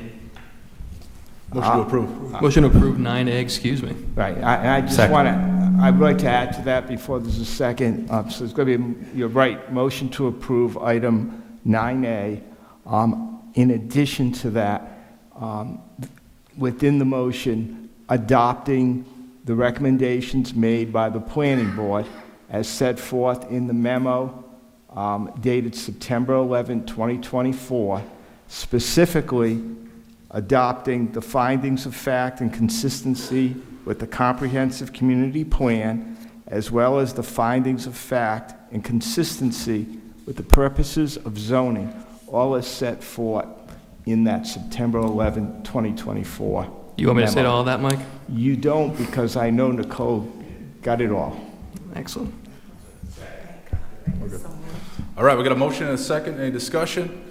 I'll just say that I want it to be clear to everyone that what we're taking up tonight is allowing for a zoning change that would allow for a potential brew pub. If this zoning change passes, then applicants have the opportunity to submit plans with the planning board and the planning department to move forward with a brew pub. So we're merely allowing the zone to be changed to allow for a brew pub. This does not allow for Kevin's brew pub, but this is the first step in allowing him to go down the path to submit plans to have a brew pub. So with that clear, we have a motion, we have a second. Any other discussion? All in favor? Aye. All right, that passes. It's now going to move us to public Thank you very much for hearing. your time. Thank you. It's now going to move us to public hearing item 9B, a public hearing relative to proposed amendments to the Town Code, Chapter 10, Motor Vehicles and Traffic, Article 1 in general, Section 10-12, Boulevard and street stop signs designated for the installation of stop signs at Bellman Avenue and Wright Avenue, where they terminate at Highland Avenue, as follows. Rich Bourbonnais, what do we have here? So we have two streets. It's Belmont and Wright Avenue. They go from Main Street in and around the Muse area up to Highland Ave. At Highland Ave, there is presently no stop sign. Well, so you're right, it is. And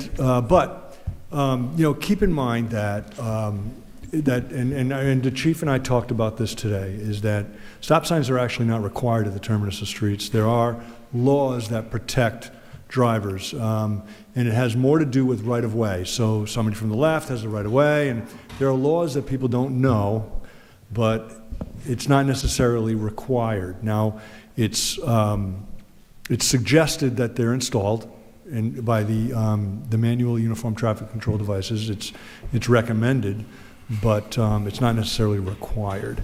And what you'll see it a lot in smaller neighborhoods, older subdivisions. They didn't have stop signs, and within the neighborhood itself. Usually at the terminus in the neighborhood, you would put a stop sign, but not within the neighborhood. I think this is probably developed that way, so we're just trying to correct it. We did get a call from somebody recently. They don't even live in town. They just found it odd, and they actually, I think, emailed us mentioning it. But it was already on my radar years ago, and it's just a matter of correcting it. And we're going to try to find others in town that maybe we can do the same. So. All right, thank you, Rich. Any questions for Rich? Yeah. Rich, you had talked to us about this a couple of months ago as well. I have no issue with the stop sign at Belmont and Highland. But in terms of process, do you have to come in front of us on every single one that you want to do, or is there a streamlined version that we can be doing in the future?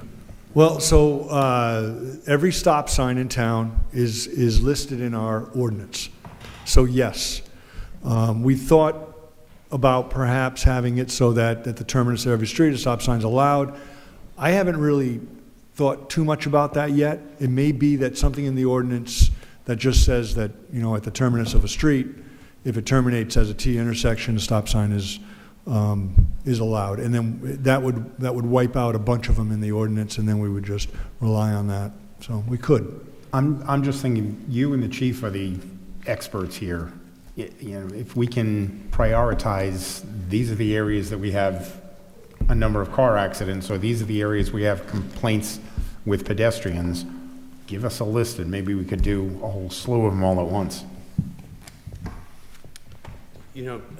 Just to reiterate what Rich is saying is that the stop signs aren't needed. So I think when we look at them, I think we can look at it based on collision data in problem areas. Right of way, Rhode Island general laws already address the right of way when you come to a termination, that you have to yield the right of way to other vehicles. So an intersection, that already happens, if a vehicle came down a street and was making the left turn and cut right in front of another vehicle when the stop sign's not there, it's an $85 violation. So it's already on the books. It's just, I think in these instances where now we're having an increase in traffic, and we may have more instances where there may be crashes or potential injuries that we would look at.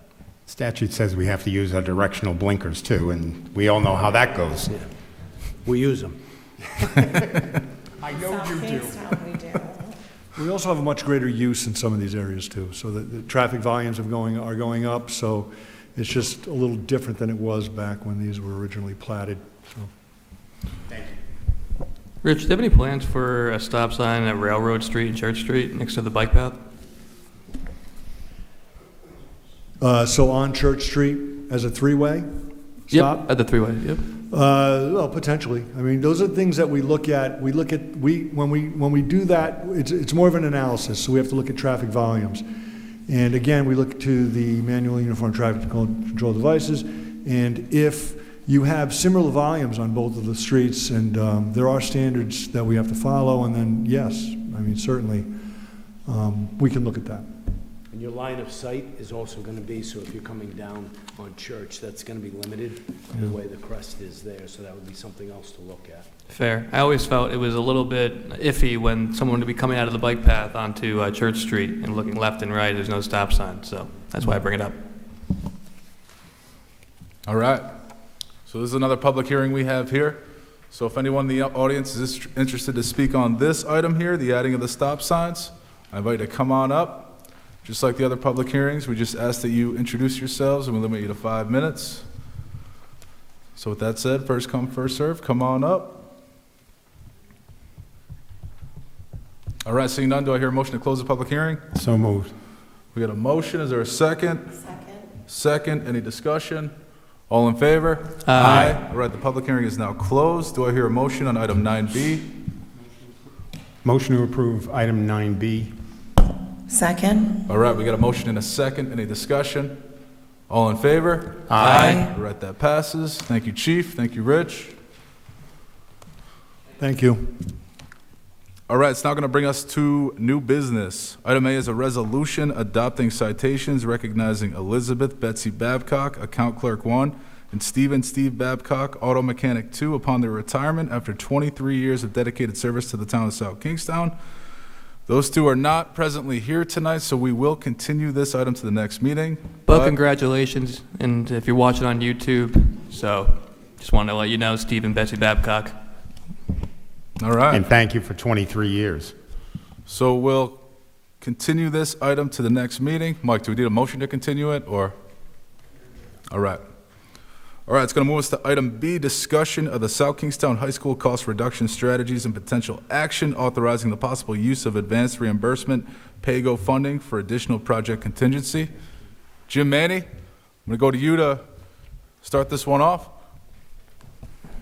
Thank you, Council President. I'm on the school building committee along with several others, and we had 2 meetings on this where Kate Massinatti's here, Mr. Spiegel's here, and Brian Mahoney, but we needed to reduce some of the items on this list because there was some additional, there's about $7.2 million in extras that came in that we had to vet to see which one we prioritize them, and came to a discussion on which one we would vote to save. So we're down to about a $2.5 million request, but I'll turn it now over to Mr. Spiegel, Chris, to speak about this, and he can go over what the school building committee recommended.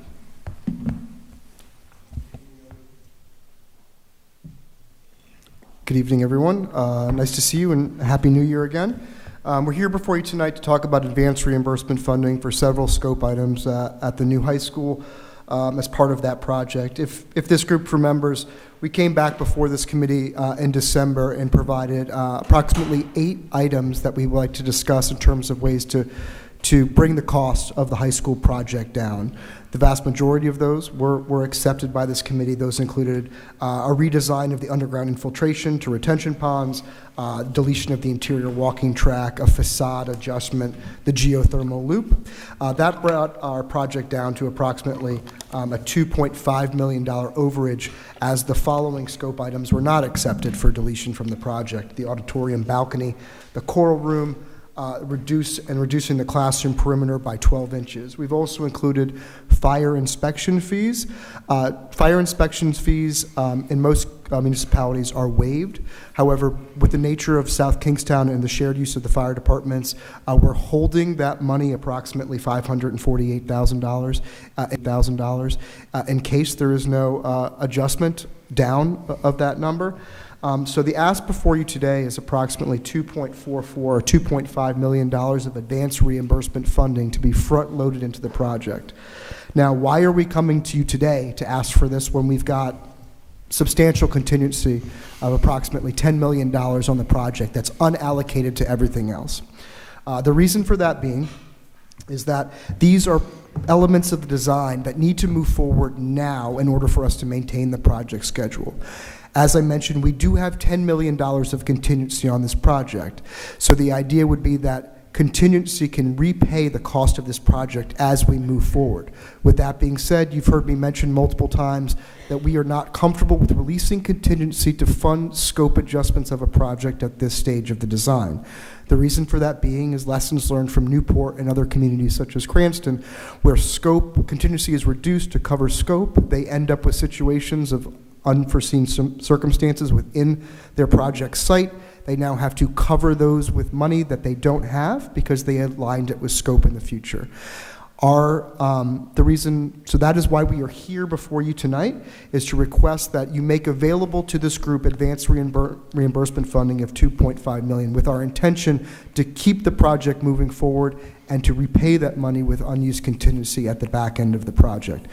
We cannot guarantee that at this time, but that is what we're working towards. Brian, Finance Director, is here tonight to talk about what $2.5 million of advanced reimbursement funding would look like on a ledger side, so I'll turn it over to him at this time for him to make his presentation on that. I'll switch with you, Brian.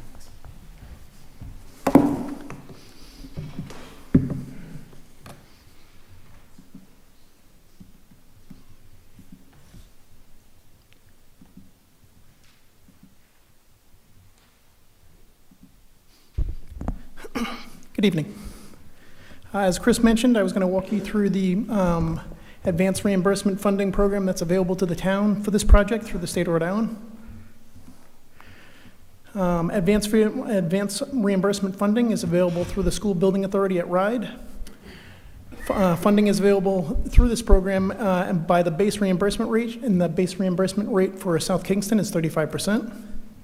The net of any reimbursement, net of any bonuses that the town may receive beyond the 35%, the town will be receive a reimbursement for. As you know, the town is looking to receive up to another 15% in reimbursements.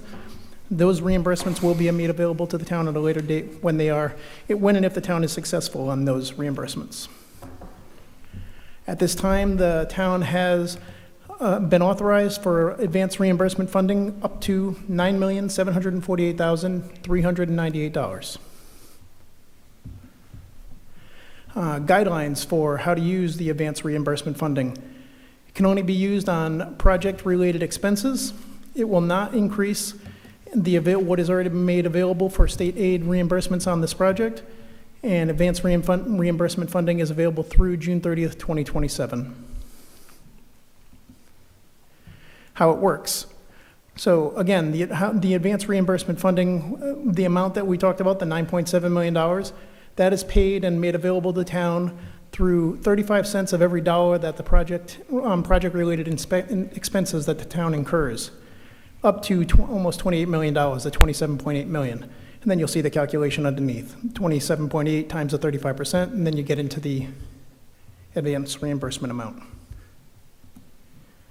Excuse me. Right here, this is the list of approved projects as part of this program. Up top is the $117 million between the high school and the athletic fields that the town is eligible for reimbursement for on the high school.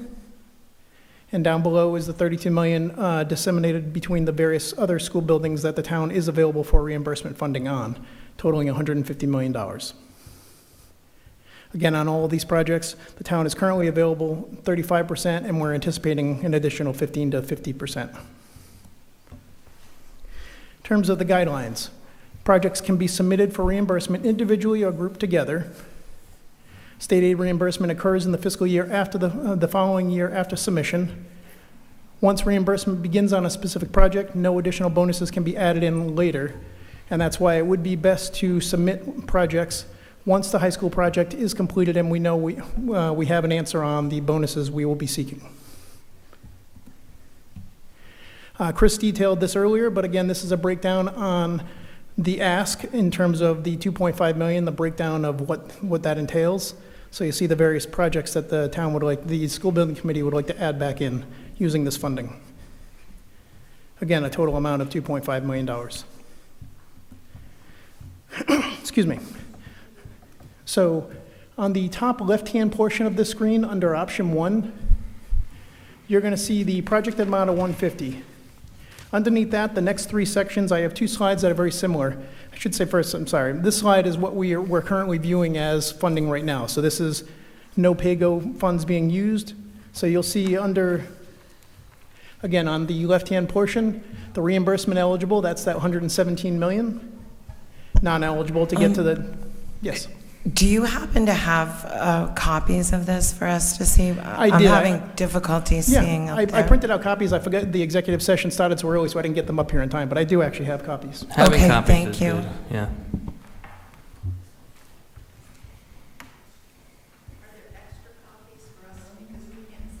Brian, do you have any extra copies, or we can probably make some extra copies real quick if we want to give one? I don't know how many you brought. Yeah, but let's make some copies, make them available to everyone in attendance. anybody raise their hand too? If you want one. Brian, and just my design hat on for a second. Yeah. It's very hard to read. Yes. The public needs, we have to assume that the public has 60/20 vision or whatever that means.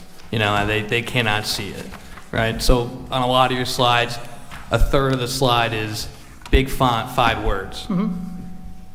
Put it on the top, put the big stuff on the bottom so we can all see what we're looking at. Okay. Right? Thank you.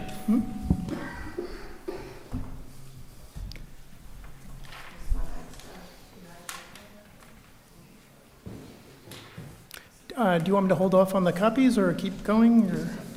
Yeah, just give it a moment, Brian. Okay.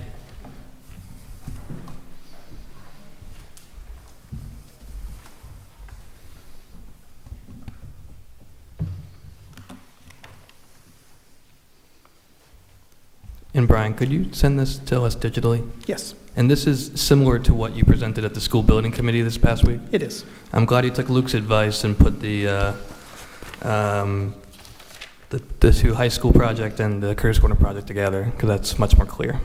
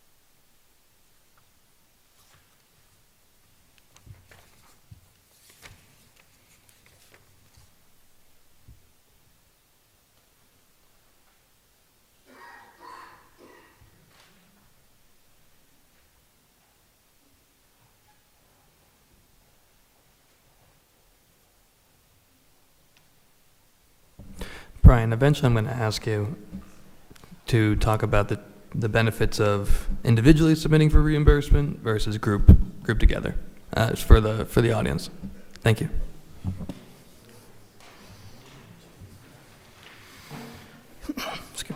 So in terms of, it really is not a benefit either way. Where the benefit lies is waiting for submitting for reimbursement once we have confirmation on approval of the bonuses. The town is anticipating going for bonuses totaling 15% additional on reimbursement. And we would need to have confirmation on that before we start submitting for reimbursements. So whether they're submitted individually or grouped,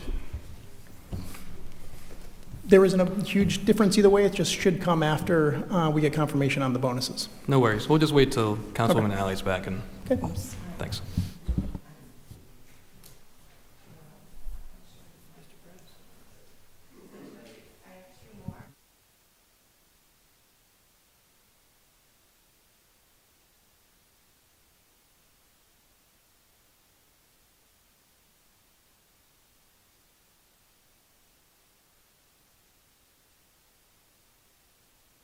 All right, Brian, let's get back to it. Excuse me. Again, so on the left-hand portion of the screen, where you see the reimbursement eligible, I am on page 9. You will see the reimbursement eligible amount of $117,672,000. That is what the town has been running for some time now. That is the eligible amount for reimbursement from the state, meaning the non-eligible would be the $32 million right below it. And the town has not been anticipating the use of any fund balance. This is the scenario we have been working off of. And under this scenario, I'm going to slide over to the rest of this, where you see the bond issuance amount, $150 million, the assumed interest rate of 3.9, the repayment plan of 20 years, and the reimbursement summaries. Those are the same, and those would be unchanging whether we take the pay-go or not. So those are not changing. So sliding over to the other side of the page, I was going to go to the net local contribution, because again, given that the rate and the term and things like that are not changing, the principal, interest, total debt payments, those are not changing. Those would be we're anticipating the same under either scenario. So you're looking at, I'll run through them, but for the 20-year, on an average, we'd be looking at principal payments of $7.5 million annually, interest of just under $3.5 million, at $3,439,742 for a total debt service payments of $10,939,742. We're anticipating state aid of just under $4.3 million, making the total local contribution on average, again the average annual, of $6,648,081. Unless there's questions there, I was going to go to the next slide for pay-go. Okay. So, again, looking at those on the left-hand portion of page 10, the second column, now you're seeing a reimbursement eligible amount of $110,529,388. That is due to the fact that if you go to the bottom of the page, that revised reimbursement eligible amount, it was $117 million. But we're now taking that $2.5 million of pay-go. The calculation is right next to that, so it's the $7.1 million times 35%, and that's how you get to the $2.5 million. So the eligible reimbursement amount now is $110 million, meaning the non-eligible is now climbed to $39 million, and we now have pay-go funds of $2.5 million. And again, the interest rate and the terms, everything else there remains unchanged. So when going to the right-hand side of the page and looking at the average annual payments, again, principal is unchanged, $7.5 million on average.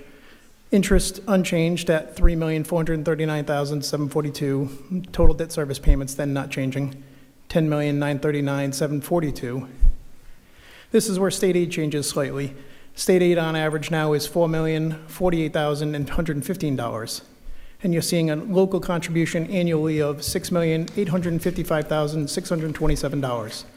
And that's an increase annually of $207,547.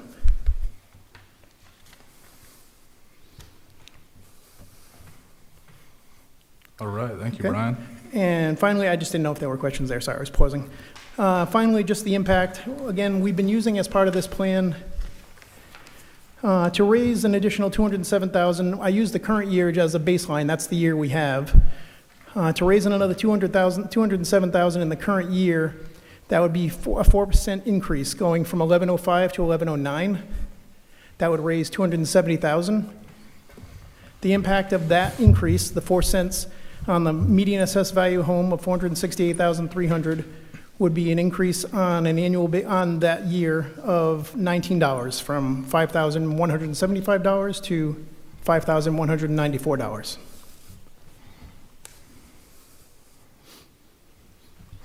All right.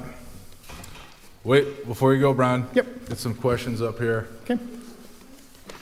I want to ask you about, so you were talking earlier about any amounts you expend and request reimbursement now before the high school is complete. That's limited to 35% reimbursement. That's correct. So that's why any amount of pay-go that we use now, which is an advancement of the reimbursement, is subject to only 35% reimbursement.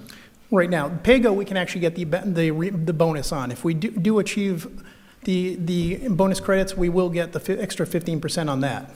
We will? Yes. Yes. Yes.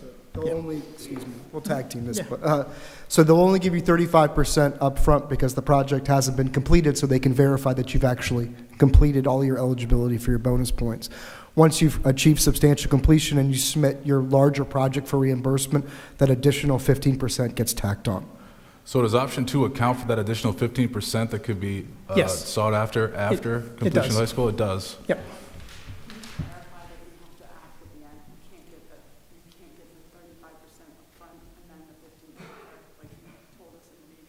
Yeah, that was, yeah. So, as Kate was mentioning, so once a reimbursement begins on a project, no additional bonuses can be added later. That's so Kate was at. So that's item, bullet number 3 on this line.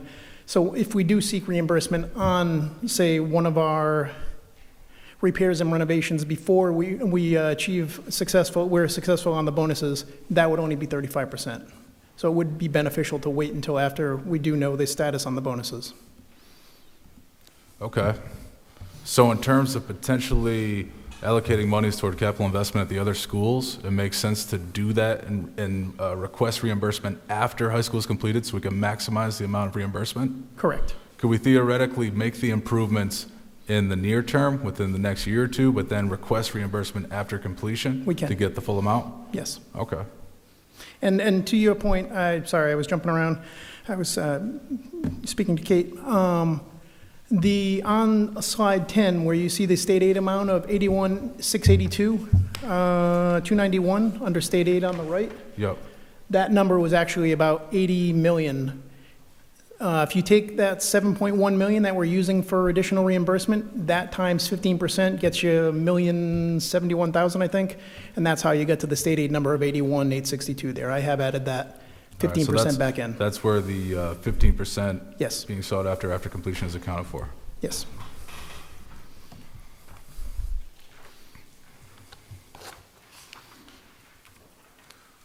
So the use of the pay-go really has a detriment financial impact here as far as the carrying cost for the debt service, huh? It So can, it appears yes. here. Yes. At an earlier meeting, did you say that pay-go is really comes in handy for towns that have cash flow problems? Yes, yes, cash flow, and again, we're going to be having to issue bans in the coming months for this project, but yeah, we will have substantial expenses on this project soon, and for towns that aren't looking to issue pay-go, that aren't looking to issue bans or ramp that up slowly, they can use pay-go to slow down the initial expenses. But we have done that in a different way. We've used our reserves to date that will then reimburse ourselves when we get the bans, the bond anticipation notes, and we'll be coming to the council. Bans are bond anticipation That's notes. correct. Yes. Okay, good. Yep. Okay, that makes sense. Thank you. Mm-hmm. Hey, Brian, a couple questions here as I look at these tables on page 9 and 10. Mm-hmm. Just by using 2.5 of the pay-go, that increases the amount of costs that are not eligible for reimbursement by about $7 million, and then reduces the amount eligible for reimbursement by $7 million. Why is that? Because we're taking, so right on the bottom of the screen there, that revised reimbursement eligible amount, to achieve the $2.5 million, the town will have to submit invoices totaling $7.1 million to receive that reimbursement of 2.5. So we're effectively upfronting our state reimbursement Because the state reimbursement wouldn't come until after the bond is issued, but we're getting $2.5 million on that $7 million of cost before the bonds are issued. And then those funds, and that state aid is not eligible because we're receiving it up front. All right, so that's 7.14, that's like 100% on, 35% equals 2.5 million, 100% would be 7.1. Correct. Okay. So there's really no other way to fund this 2.5 million deficiency. I mean, that's why we're here, why we're talking about it. Is that right? So, sorry, Brian, can I switch with you real quick? So, so Left Field had proposed multiple different, obviously a way to bring the project down further. And at this point, those reductions that we offered were rejected. So that was the auditorium balcony, the choral room, reducing the classroom perimeter by 12%. We do have contingency in our project. There is a design contingency as well as your owner's contingency of $10 million. Again, we do not believe that it's wise to reduce your owner's contingency and your design contingency when you're in schematic design. There is substantial money in there, enough to cover this overage 4 times over. However, until we have our steel up, until we are moved past a lot of the substantial risk that comes with getting into the ground and excavating and all of the things that go along with that, we don't feel comfortable releasing any money back in. With that being said, we will know around the time of school construction the guaranteed maximum price for this project. So we will know in roughly about a year exactly how much all this work will cost and what the ask is going to be out of that 2.5 million. Again, we can't speak to contingency till we get later on in the project, but it is our belief that we will be able to repay back this PAYGO with contingency as we move down into the project. If we were not to put this $2.5 million back into the project, we would again have to go back to the drawing board, come up with another round of cuts. And just to be clear on the context of this, prior to even coming to this group, we were able to find $10 million of cuts in the program, in the project that did not affect educational program. So we have already done a lot of that soul searching to find ways to bring money out of this project prior to coming to this group to have that ask.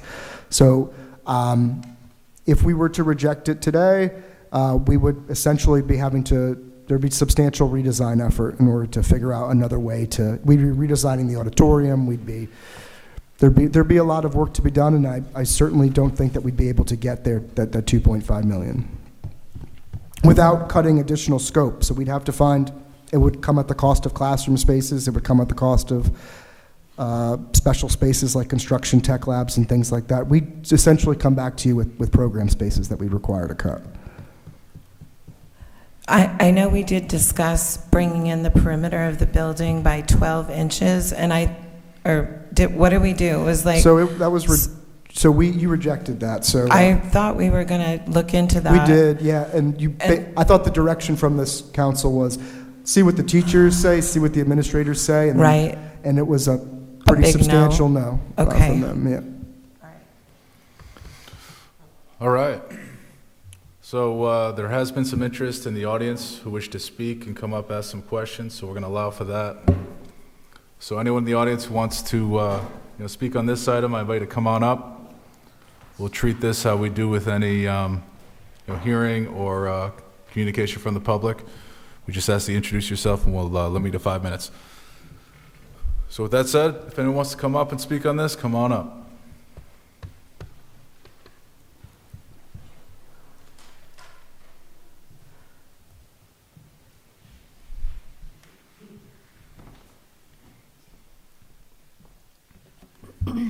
Roberta Mulholland. So I'm a little confused because I could not follow you.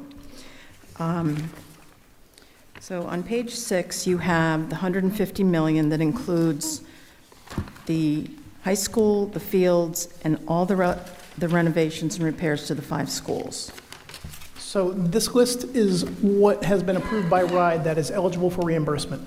Okay. My understanding was that the school, the high school, and the athletic field was going to take the $150 million. The $150 million included the contingencies. Has that changed? It has not. We have not pulled any contingency out of the project to date. So right now, the 150 million is just for the first two, the high school and the field. We still don't know where the 32 million is coming from. Those projects have not been approved, and we're not working on those projects. Okay, so that was my first question. The second was if you could have gone through what was approved to be cut, because I was here last month, I think, when you had a 2-hour presentation of the recommended or available cuts that you had researched and were recommending or not. What were those cuts that were accepted and which were not? Of the full 10 million, or the ones we brought to town council? The ones you brought to the town council? Sure. Which was, what was the total? Give me of one that? sec, and I'll bring it up for you. Just, I don't want to misstate a number. So we originally came to the council with approximately $7,262,983. With the work of the council and the school building committee, that was reduced by eliminating the geothermal loop, redesigning underground infiltration to retention ponds, about 50% target reduction, deleting the interior walking track, and adjusting the interior facade for a target savings of $4,818,900. The items that were not approved was the auditorium balcony, the choral room, the reduction of the classroom perimeter by 12 inches, the fire inspection fees. That gets us to the 2.444. With a contingency, we're asking for 2.5 million. So you did nothing about the glass? There was no... Sorry, that is adjusting the exterior facade. That's part of, that's a $1,076,300 reduction. That was the 12 inches plus the glass? No, the 12 inches is $266,900. So that's... So that was rejected. So let me read you the lists. I'm sorry, I'm probably being a little bit more confusing. These are the items that were accepted. The geothermal loop at a value of $2,846,700. Redesign of underground infiltration to retention ponds with a 50% target reduction at $261,500.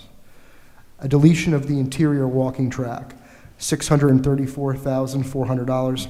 And adjustments to the interior facade, that includes reducing the amount of metal panels, the glass, all of those sorts of things, was a $1,076,300 target savings. The items that were not accepted were the auditorium balcony at a value of $544,300, the choral room at a value of $597,500, a reduction in the classroom perimeter by $266,900,000. Fire inspection fees, $548,500, and overage with no offsets at $486,883. With an added contingency, that $244,083 gets us to $2.5 million. Okay. So you said that the changes you made didn't have anything to do with what? So the changes that we made as part of that original $9 million that we value managed out of the building did not have anything to do with educational program. That's us looking at, as an example, the steel structure and seeing how we can adjust the way that load-bearing beams are carrying the loads of the building to reduce our cost. It looks at how we plan on detailing windows. A lot of input comes from Gilbane about what's an easier way to build things, because it is a collaboration between the teams. So none of those affected our spaces, so they didn't affect the amount of seats in the auditorium, the choral room, the size of classrooms, things like that.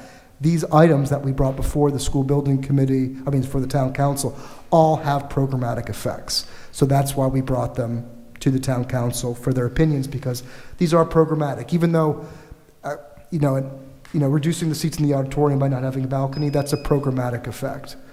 So we brought those before the larger group because we thought there should be a much larger discussion upon those items.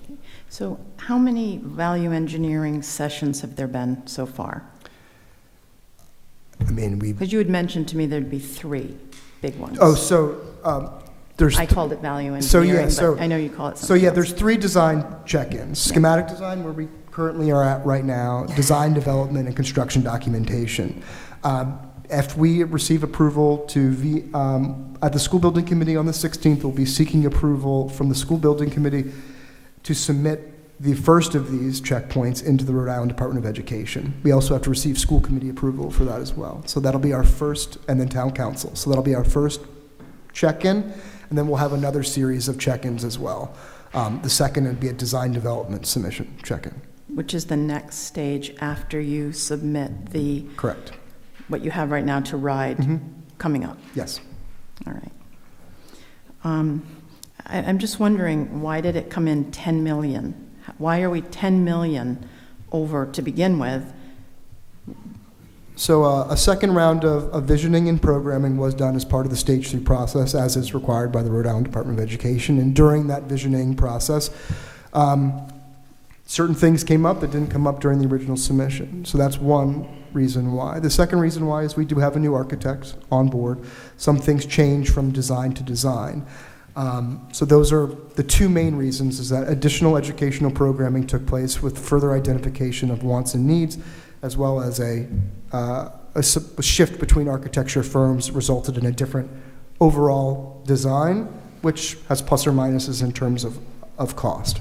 Those are the two main reasons why cost. We've included money in our escalation calculations, all proved out, things like that all proved out. It's really just a shift in the design intent that's made the program cost substantially more. But again, we were able to bring that back. That's our job, to work with the architect to bring that back in, bring it down to earth. Was there any savings when the architect was talking about you're going away from that? There are 3 different facades on the front of the building. So, any savings there? The savings right now on that is that $1,076,000 number. That's our target. Could there be further savings on that? We'll find out during the design development phase. I believe there could be, but we'll find that out during the design development phase. Okay. Because it's disappointing to have this before this town council so early. I understand what you're saying about you want to be able to use it to design, and that if you have extra contingency, we'll pay it back. How many is that? Do you have a lot of projects in Rhode Island that you've got extra at the end? Yes. In fact, a lot of projects we give back at the end. I think Left Field has a very good track record of giving money back at the end. Well, I know you are, because I'm happy that we have Left Field. I mean, I'm very happy with that, but I know that other districts have not come in under budget. So I think part of that is, do you remember when we asked her to move the bond from 125 to 150 million? And that was us coming in and saying, you have a $150 million project all day long, and it appears that you do have a $150 million project all day long here. A lot of districts don't go through that. They don't take the risk of putting it back out to changing their bond up and saying that. So we are, in those cases, they have to plow forward with the amount of money that they're given, and they often have to use contingency to fund scope of work and hope that they don't run into bad soils, hope that they don't run into, as in the case of Newport, severely contaminated soils. We're holding $10 million approximately to make sure that if those things happen, we don't have to come back to you for more money at that time, or to basically take a red pen and start just chopping things off the building to make it work. So we're fully confident in that level of contingency, especially considering that what type of site you have here, that those type of things aren't necessarily, but it is, we feel that we are doing our job by holding that contingency now and not releasing it back into the project. And that's, I think, a difference with the way that we're running this project. Oh, I agree with not using the contingency. Yes.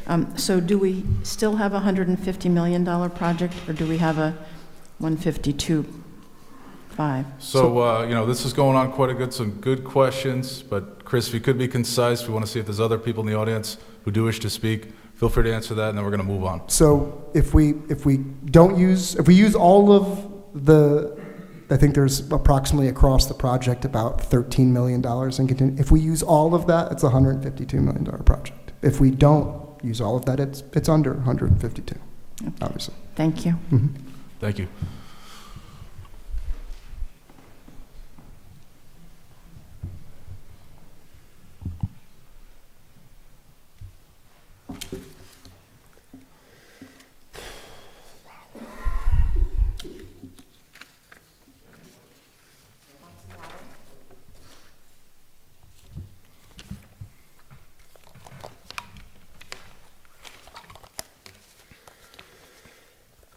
Okay, I'm back, Doral Beasley. So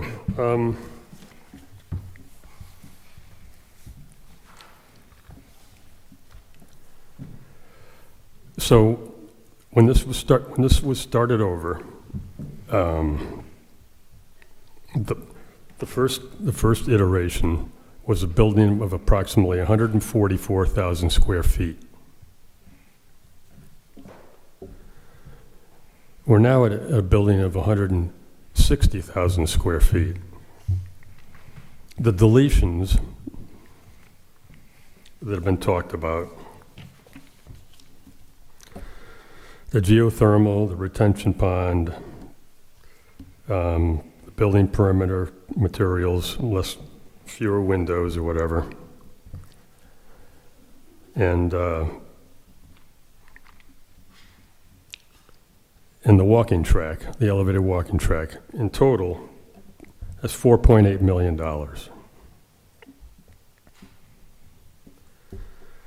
Now, so the original estimate, which I have here, from back in October and November, said the total cost of the building was going to be and the track over at Curtis Corner. It's going to be $153 million, and the building was going to be 161,000 square feet. So the cost per square foot is $827. Okay, but at that time, the cost for the Curtis Corner project, they had $20 million. So since then, it's been mandated that the Curtis Corner project not cost one penny more than $11 million. All right, so we're going to take the $11 million and we're going to subtract it from our now $152,500,000. So that's the $150 million bonds and the 2.5 PAYGO. So you have a total budget right now to be financed by the taxpayers of $152,500,000. And when we take away the $11 million for the Curtis Corner facility,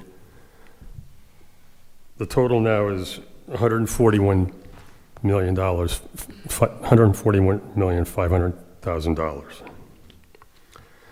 All right, so now I looked at the deletions.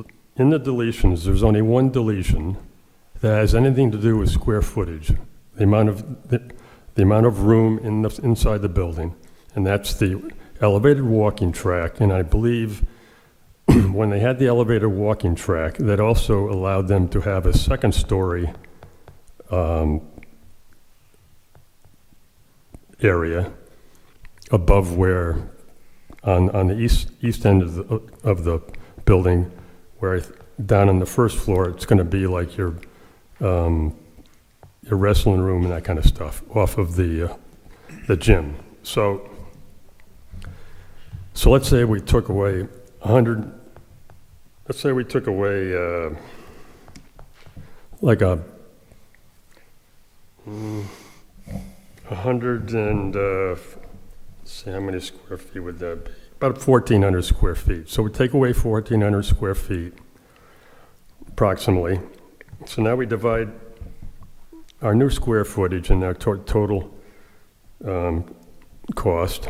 So we now have a per square foot cost of $887. That's $60 per square foot more than it was 2 months ago.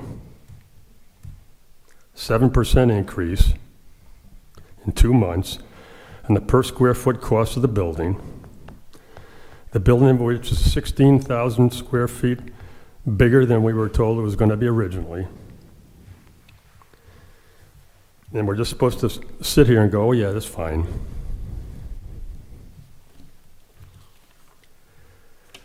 Now, I understand why they want to keep the balcony in the auditorium. I would too. I know why you don't want to shrink the building perimeter and squeeze the space in our classrooms, I wouldn't be for that either. Matter of fact, I don't think having a retention ponds, open retention ponds on this site is the right way to go. $250,000 or whatever. You can drive anywhere around this town and see retention pond, where we put retention ponds by the roads or wherever, and look at them, and they're just disgusting. All right, Doyle, we got to hold you there. We told the last speaker's time. She asked questions. We let you go the full way. We got to see if there's others in the audience who wish to speak. Okay. Anyone else in the audience wish to speak or ask questions? All right. Any thoughts, questions from council members? So if we don't use the PAYGO, and we're going to be issuing these bans, would we be able to cover these costs before we issue the bans, which would allow us to cover the costs with those funds?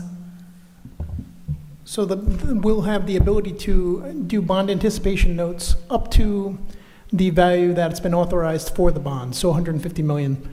And these expenses we're talking about in excess of that, and that's why we're talking about this advanced funding, so it wouldn't cover those expenses. Any other thoughts, questions, potentially a motion? Go ahead. A couple of questions. I'm not sure whether it's for Brian or Chris. What are the time constraints that we're facing if we don't do this? So the main time constraint is you'll push out the opening, obviously. Of The completion date for the school. The completion date, because now we need to identify an additional $2.5 million of program spaces. Then those program spaces will need to be vetted out, estimated.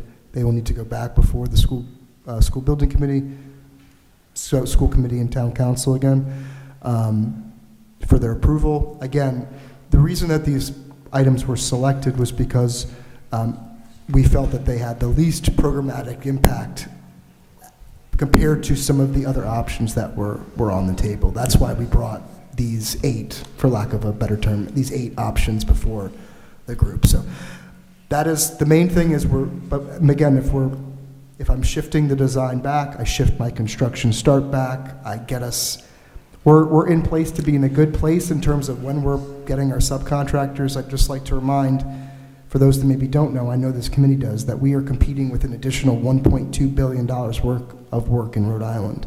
That means there's a limited labor pool. Yeah. We have a 15% minority business enterprise requirement. We're all competing for that same 15% of vendors. There are knock-on effects with the push date. And there was also discussion, I attended the last school building committee meeting. You're also due to submit the latest version to RIDE shortly? We are. We're seeking approval from the school building committee from that on Thursday. Thanks. All right, I'm inclined to support option 2, and I'm hopeful that we can get a vote in support of that. There's clearly a $2.5 million deficiency. As Chris of Left Field has just said here, any delay in authorizing that amount to be used from the PAYGO to fund the deficiency could potentially delay the opening of the building. I mean, I think this is a no-brainer here. I think we should move forward toward this. I agree with you for those reasons, and I also would like to add that by covering this right now, there still remains the possibility that this will be able to be covered by our contingency funds that we have set aside in planning for this. So hopefully that will all go well, and we won't experience, any further complications as we move forward into the year. So I think I would be inclined to agree with Rory on that. I'm inclined to support this only because we want to make sure this project is built on time and on budget. Okay. All right. Do I hear a motion to approve or move forward with option 2 here to use 2.5 million of the pay-go funding? Go ahead. Yeah, you have a resolution that's in front of you. I think you should actually read it. That would be the motion to approve the resolution. Would you like me to read the resolution?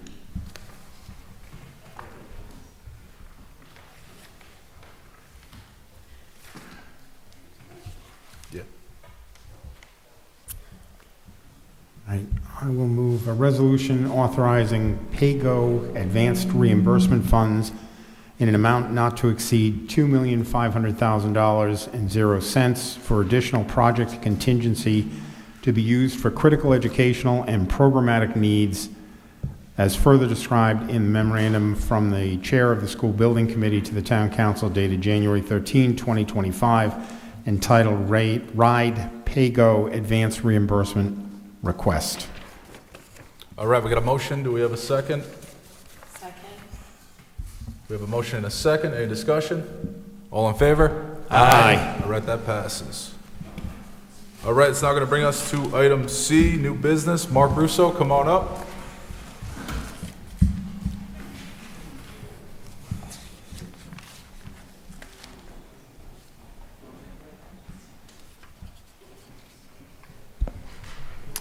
Good evening.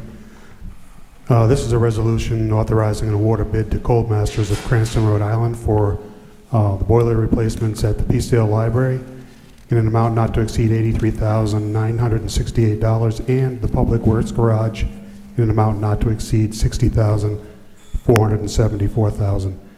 Both of these figures include a 5% contingency, which totals $6,878.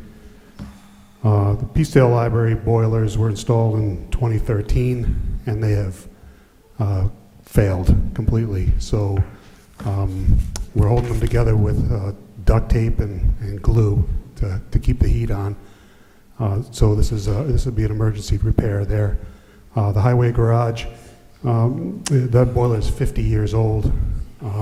I was 12 when it was put in, so it burns oil. So we're going to change that out to a propane high efficiency condensing boiler, which will save us about, well, we spend on an average of 5,300 gallons of fuel oil to keep that building warm. And in the summer, we need to keep the boiler on for the hot water. So we're going to change the hot water heater out as well. All right, thank you, Mark. Any questions from council members?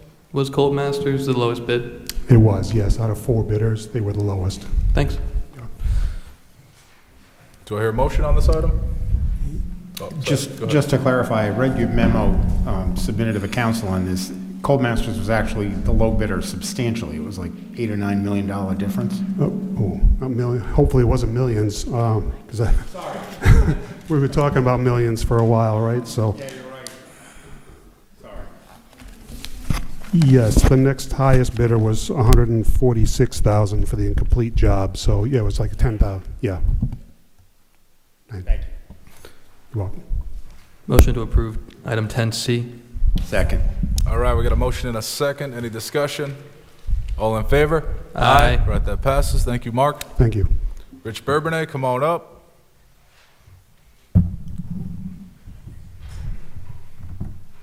Rich, I've been looking for that riffraff by the bridges. I can't find it. It's RIP with a P. Rap. So there's rip-rap involved in these, but item D, an award of bid for construction of water quality structures in the Green Hill Pond watershed to Skirka Construction.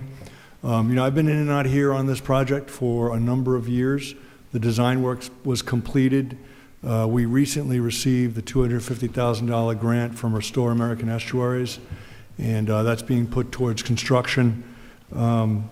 In this case, Skirka was the lowest qualified bid, and we'd like to request an award to Skirka for $310,360, which includes an $8,860 contingency. Again, 232 of that thousand would be from the grant, and the match for the overall, the $250,000, the match is $83,000, but $77,000 would be going would be from the match in our town grant matching fund.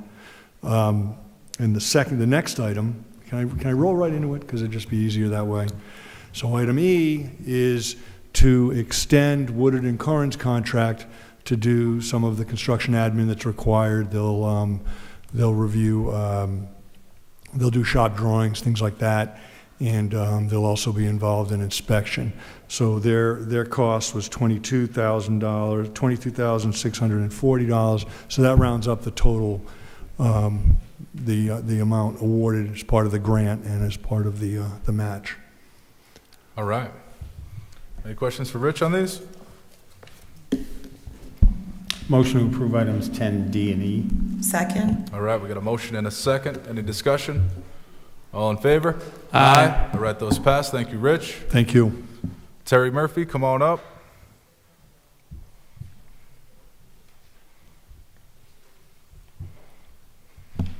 Good evening. This item is a recommendation for a resolution authorizing an award of contract to Central Maine Pyrotechnics for 4th of July fireworks. They were the sole bidder.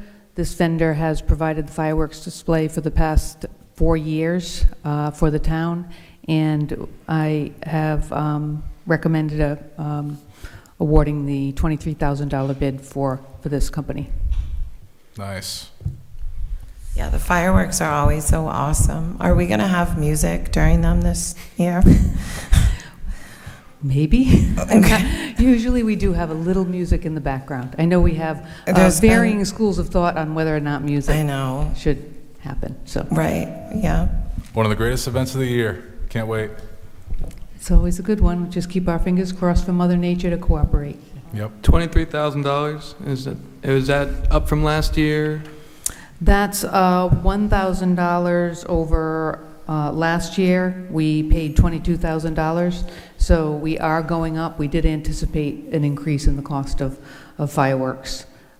So we have it for, this is a contract to secure this year and next year, so 2025 and 2026 with this vendor. Nice. So $23,000 per year? Correct. I feel like it's cheaper if we drove up to New Hampshire together, but I'm glad that it's 2-year contract, though. That seems like cost effective. We have done that for the past probably 10 years now. It makes sense. And Thank we you. secure that, the same vendor who's been quite good. I think it's a testament that our town gets to do it on July 4th, whereas all the other towns do it like on the 3rd or the 5th. So I think it's proof that South Kingstown is the best town. So thank you. You're welcome. Thank you, Terry. Do I hear a motion on this? Motion to approve item 10F. Second. We have a motion and a second. Any discussion? All in favor? Aye. All right, that passes. Thank you, Terry. It's going to bring us to item G, a resolution authorizing the town clerk to advertise for order of notice of public hearing to consider proposed amendments to the town zoning ordinance, Article 8, signs, Section 802, signs permitted to any zoning district without permits, as shown on Exhibit 2 attached here. 2, Mike Ursullo. Sure, just quickly, this was brought to our attention by the ACLU. We had restrictions in our sign ordinance, which basically mandated that after so many days before or so many days after an election sign, political signs had to come down. The Supreme Court has ruled you can't do that. We haven't been enforcing the ordinance. No one's been cited for it, but we need to do some housekeeping work and get it revised. So it's going through the planning process now. You will be hearing this matter on February 10th. I have kept the ACLU and their attorney up to date on the process. They thanked us for moving forward on it. They even said if necessary, they'd be happy to come and testify on February 10th about why we need to change this. I told them that probably would not be necessary, although it's obviously they could attend if they wanted to. So I just wanted to let you know that this is on track. At February 10th, you should be adopting the recommended changes, and we'll be in full compliance at that point. Thank you, Mike. All right. Go ahead, Mike. Just, this is also related to the communication that I have on the agenda as well. For the benefit of the public, there was a case in Pawtucket in 2022 the ACLU sued and won in eliminating a similar ordinance as unconstitutional. They've asked us to take action. I don't think they need to come down because they already won the case. No, I honestly think they were being polite. But I've had, the emails going back and forth have been very positive, let's put it that way. All right, Mike, we'll flesh out some of these First Amendment constitutional questions at the hearing, so let's be prepared to discuss that. So you should vote, though, to authorize the resolution. To Motion approve G. Yep. Motion to approve item 10G, Mr. President. We got a motion, second. Any discussion? All in favor? Aye. All right, that passes. It's going to move us to items I and J. Do we have a motion to continue those to the next meeting? Yes, at our last council meeting, Councilwoman Berger requested that we postpone these two items because she's not here tonight. So I'd move to table items I and J until the next town council meeting. Second. All right, we got a motion and a second. Any discussion? All in favor? Aye. All right, those items are tabled to the next meeting.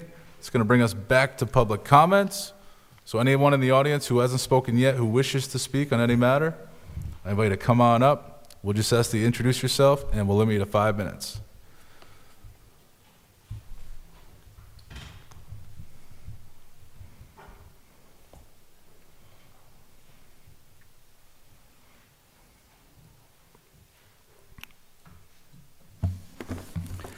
Jim O'Neill, Wakefield.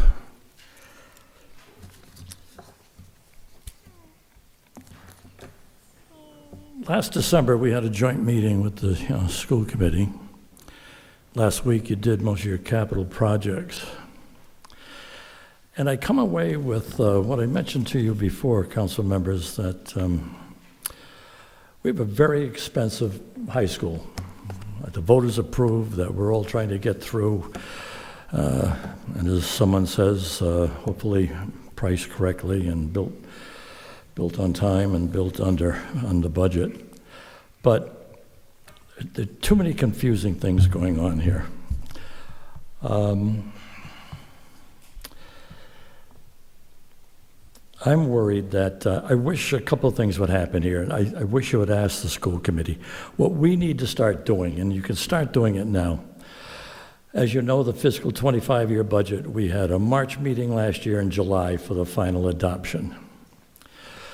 But the pages and the subject matter are all different year to year. So if you're out here trying to keep up with things, you're looking at last year, oh, wait a minute, page 7, out of district, page 9 this year. There is no rhythm to this. This is very easy for them to do, to keep the same pages and the subject matter of the previous years. Just makes it so much easier. Just what Brian's been doing up here with his, option 1, 2, and 3. You almost have a pattern. You can keep up with what's going on. Now, I know that they don't want us to keep up with what's going on, but this is so important.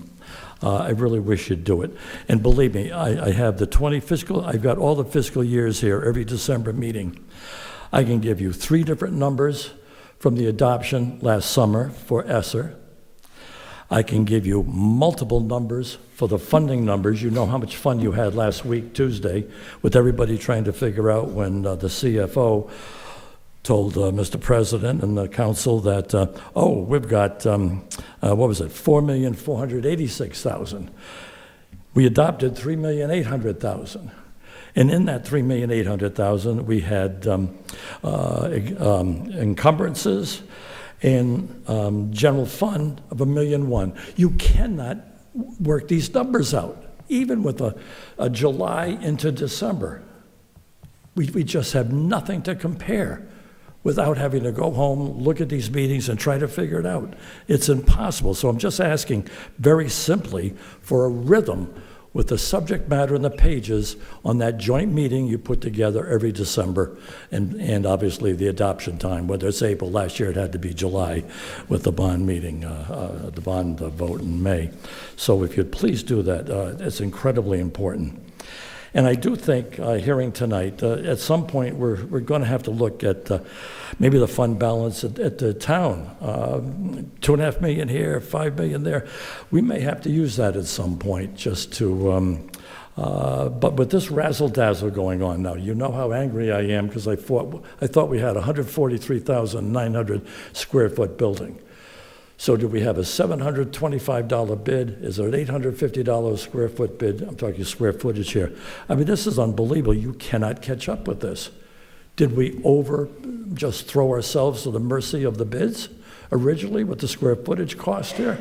I haven't seen anything like this before. You're talking 10, 12, 15% difference in square footage, a square footage cost. I can't keep up with it. There's just got to be a better way to keep a rhythm going so those of us out here can have some idea of what's going on.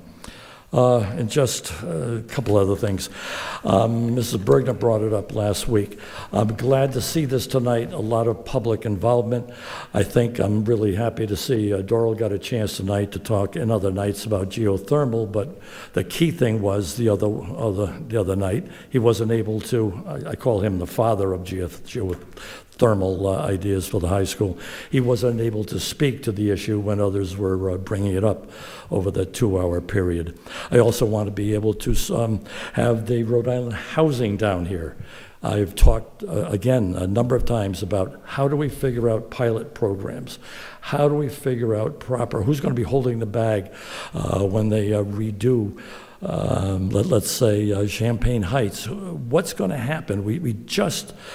The housing people got 2 hours to talk to it, but none of us could ask questions out here. How many students do we have from URI, which used to be an issue when I was on the council? We'd have 15 or 20, but because there was such a business environment for the town, we didn't charge them anything for schools. So, I can't quite figure this all out. So hopefully you'd at least talk to the school committee, put a rhythm together, get the subject matter on each page, easy to do.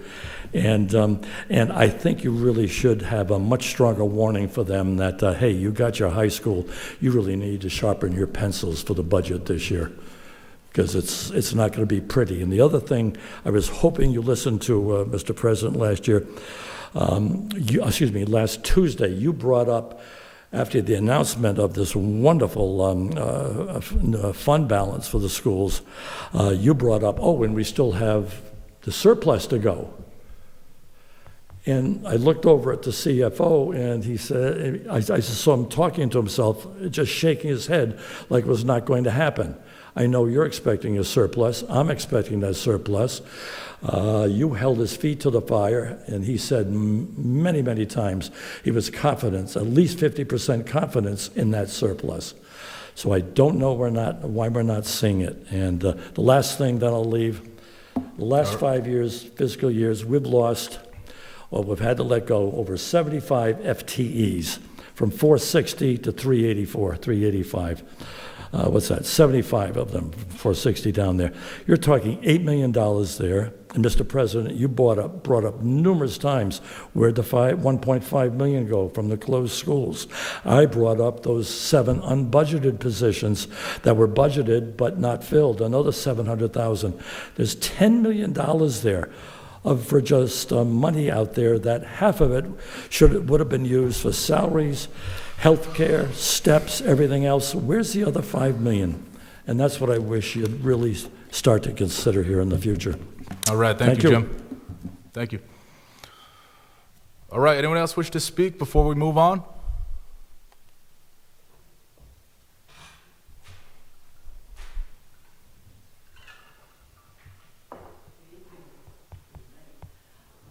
Just push the button on the right. There we go. Hot dog, and it's all red. I'm Bernice Evans, not a public speaker. Don't have a lawyer, and my husband's home watching football, so he can't do this. And I only need a minute on the clock.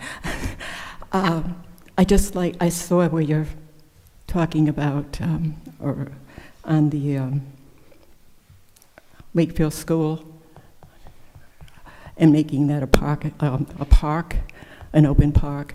I just think that is the greatest idea. It's in town, it's good for the businesses, we have contemporary theater there, and I just think it's a wonderful idea for activities, outdoor activities, and events that could happen for the local community.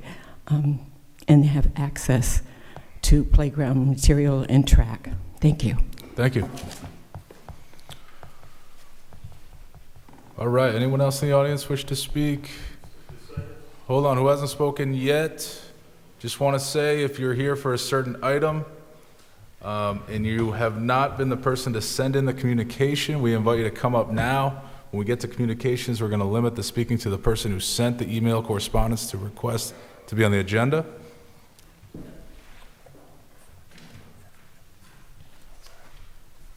Hi there, Elizabeth McLean. I am just speaking in support of the communication from Louis Santilli, that's 13D, and a request for the town councils to consider an unruly gathering ordinance similar to the town of Narragansett. I live on Pond Street and a neighbor of Mr. Santilli's, and we both experienced some concerns with unruly gatherings at a particular address just across the street. So I'm just taking the opportunity to make that comment at this moment. Thank you. Thank you. Anyone else in the audience?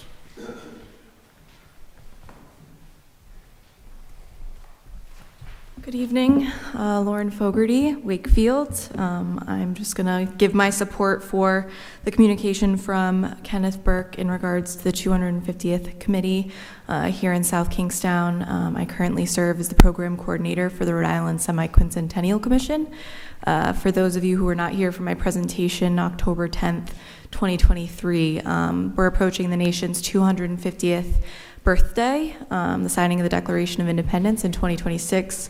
I think SK 300 was such a tremendous success for our town, and I think that we have a really unique opportunity to kind of run with the framework we have from that and have a really great commemoration here in South Kingstown in 2026. So, but I'll let Kenny handle that from here. Thank you. All right, thank you.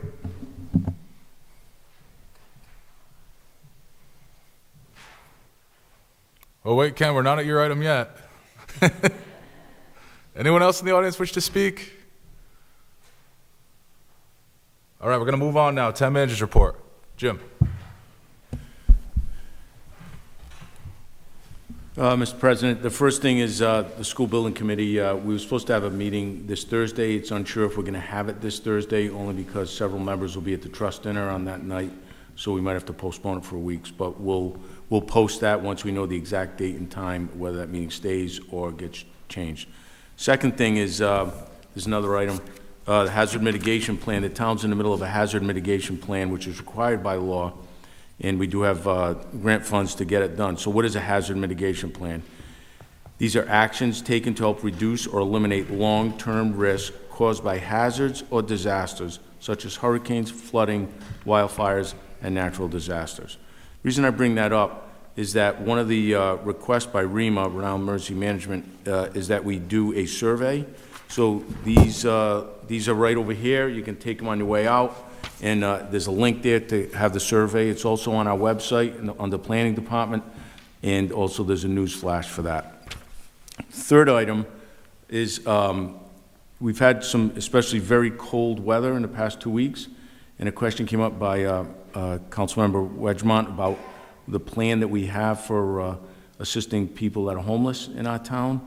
And Chief Moynihan has been the one that's been spearheading this and working on it to try and get anyone that needs some type of lodging, that they get it. And he will give a very brief presentation just about the questions Mr. Wedgemont asked today. So good evening, Council. Thank you, Councilman Wegmont, for your letter requesting information on our efforts for against homelessness.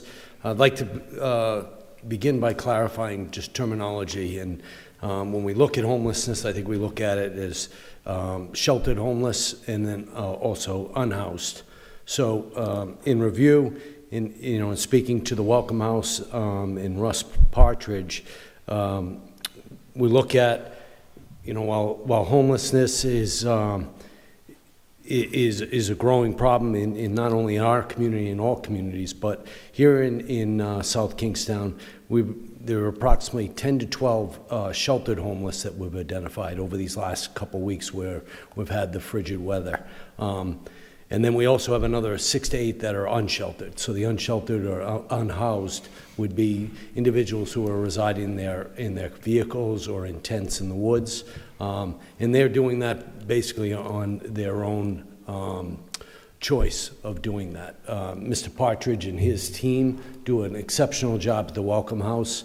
They've expanded really and opened their doors up during these past 2 weeks. They typically house and provide services for 18 homeless or sheltered homeless individuals. But last night, as an example, they had 22 people that stayed there. They had 4 individuals that are on cots. They do have extra space available if needed. Throughout the town, what we do is we open our town facilities, the libraries, police stations open 24/7 for people to come in, warm up, charge their phones or devices, whatever they may have. But then the resources for at night and for ensuring that people aren't left out in the cold, we thankfully can say we have those resources in place. So, you know, in your letter, you addressed that in other communities, they set thresholds of temperature. I don't think we have to do that here. Basically, we look at what our current needs are, and then we're adjusting with that. Again, getting back to the 6 to 8 unhoused individuals that are living in South Kingston, they're our biggest concern. Our officers are out there.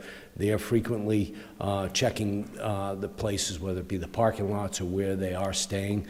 Mr. Partridge's crew and his team do a phenomenal job, and they're in contact every single day, if not multiple times a day, to ensure that these individuals have the things that they need. There's one gentleman that lives in the woods right behind Curtis Corner. I speak with him often. He's got a dog. He's chosen to do that. There's resources that are available. We've talked to the Johnny Cake Center and Kate Brewster, who's a phenomenal partner to the town, and to get resources for him to go back to his home. He just doesn't want it. This is what he wants to do. So I think really how we tackle this problem is we keep our foot on the pedal and we make sure that we're in constant communication. We have great partners, as I said. Very fortunate to have the Welcome House here in town and really the work of Russ Partridge and his team. So hopefully that answers your questions. I think just to kind of, and I think it's a lot of people's focus right now, especially with the frigid temperatures. But we are on it, and the resources are there, and we really want to express that if there are people in need, and if you know of anyone, you know, to reach out because the resources are available. Thank you, Chief.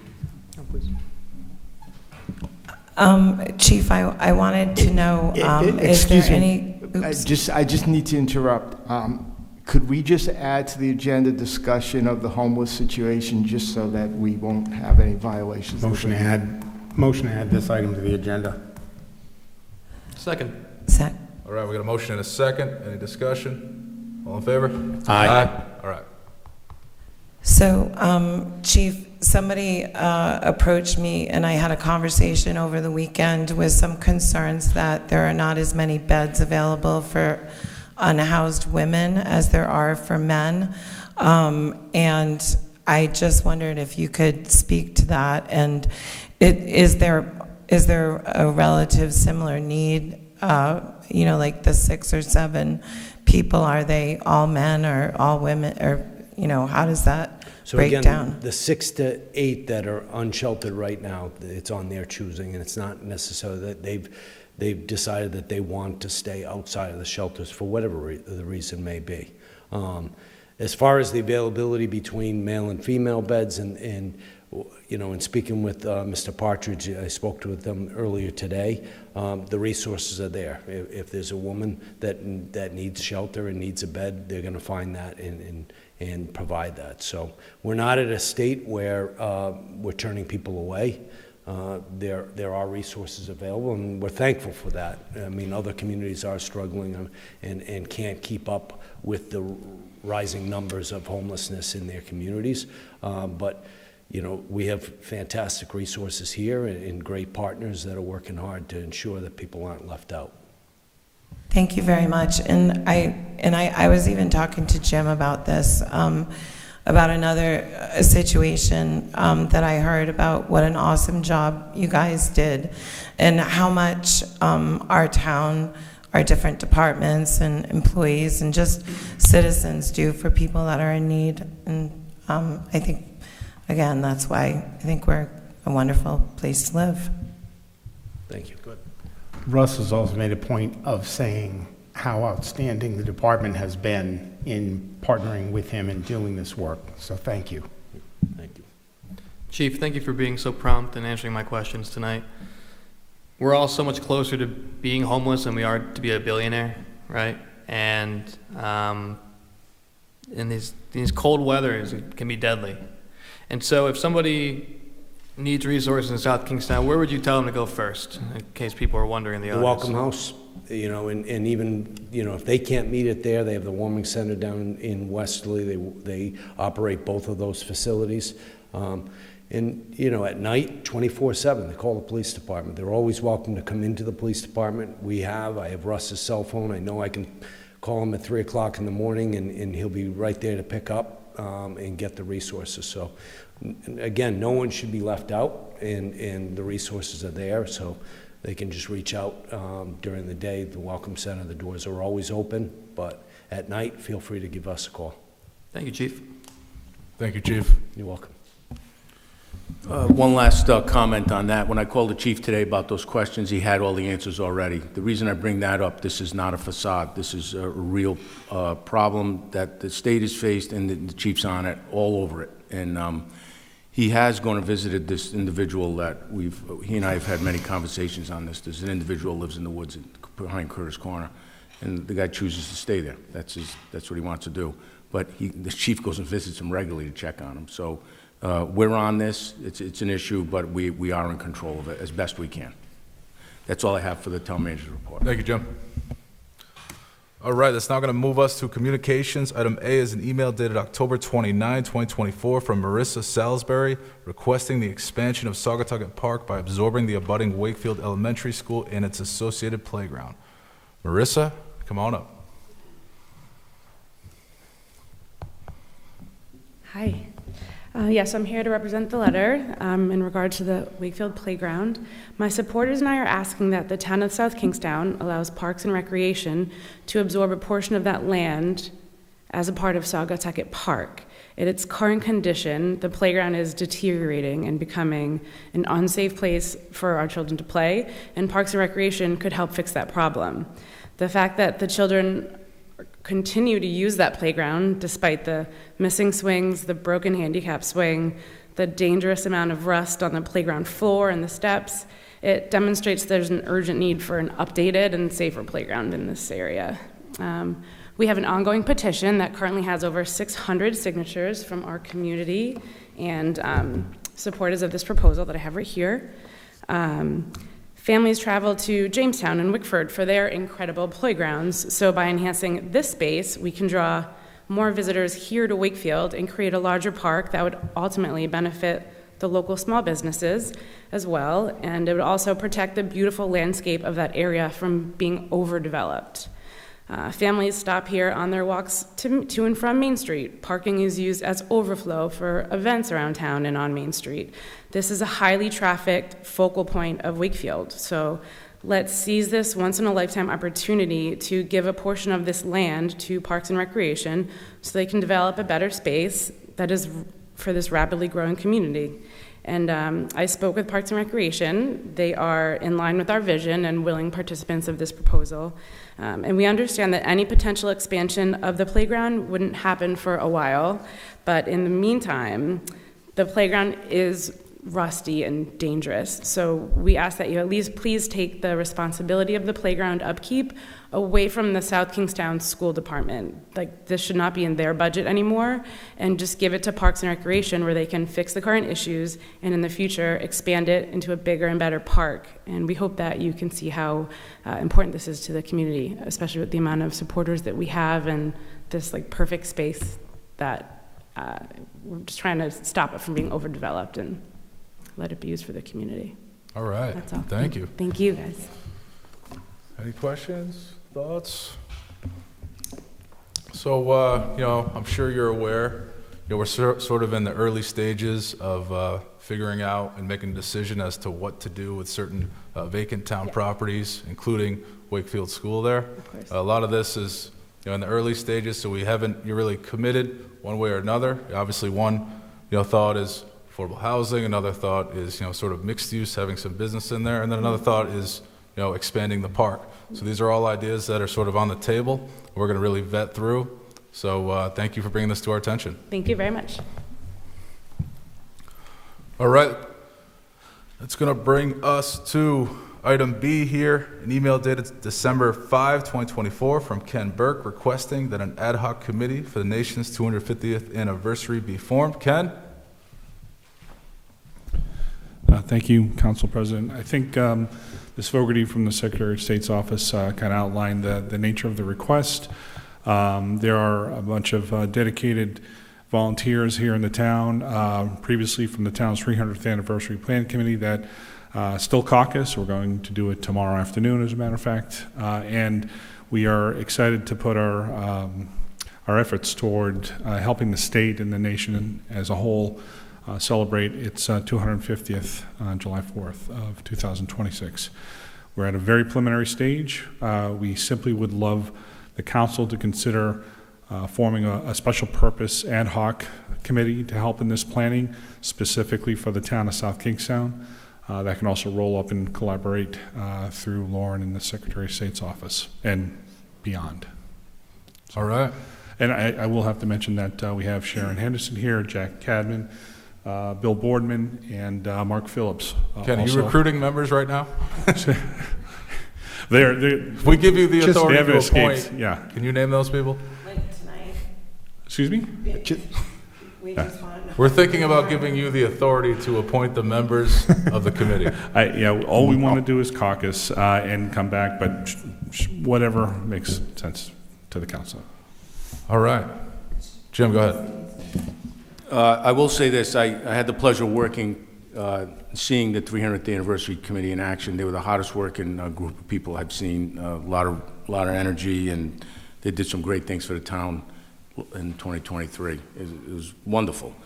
What I would ask, though, with this, and I would support this, but I really don't know all the parameters on it yet. I don't know what the boundaries are and what exactly they're asking for. What I would respectfully ask is maybe we could refer this back to the town manager's office and the staff. We would meet with Ken and whoever else would want to meet here in this room, just see what their expectations are, we'll see what resources they would be needing, see how big they would want the committee, just so we have a full idea of what the commitment of the town would be. And would it need a liaison, a staff liaison, and so forth? These are the questions I would need answered. But I do support it. Does that work for you, Ken?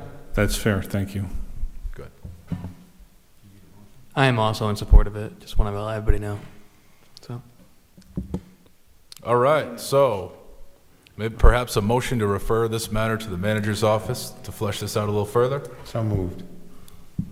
Seconded. We got a motion and a second. Any discussion? All in favor? Aye. All right. Thank you, Ken. Thank you.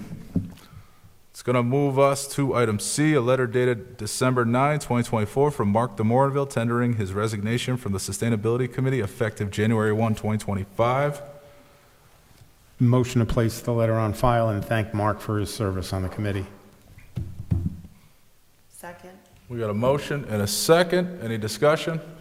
All in favor? Aye. All right, that passes. It's going to bring us to item D, an email dated December 15, 2024 from Louis Santilli requesting the adoption of an unruly gatherings ordinance. Louis, come on up.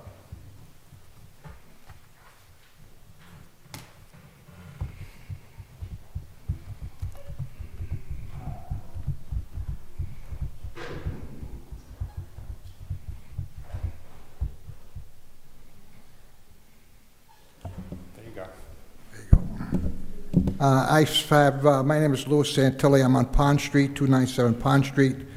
We had an unruly gathering on December 14th. I have been sending emails to the town council with documentation. I really don't have a lot more to say with the exception of the documentation supports the changing of the ordinance that exists in the town of South Kingston at this point in time. The fact is that there is not enough of teeth in the existing ordinance, and I have been discussing this with the chief, and he sent out a document dated 2020, that he was optimistic that things would change as far as the town was concerned, as far as unruly gatherings, but it has not. We have had numerous occasions with a house across the street from us at 280 Pond Street, and I'm requesting that the police chief be given a little bit more authority and some help in this matter, because we want to peacefully enjoy our property. And as I said, I have sent numerous emails with pictures and documentation, and that all speaks for itself. So it's generally out of control. So I would request a modification of the existing ordinance. All right, thank you, Louis. Chief Moynihan, come on up.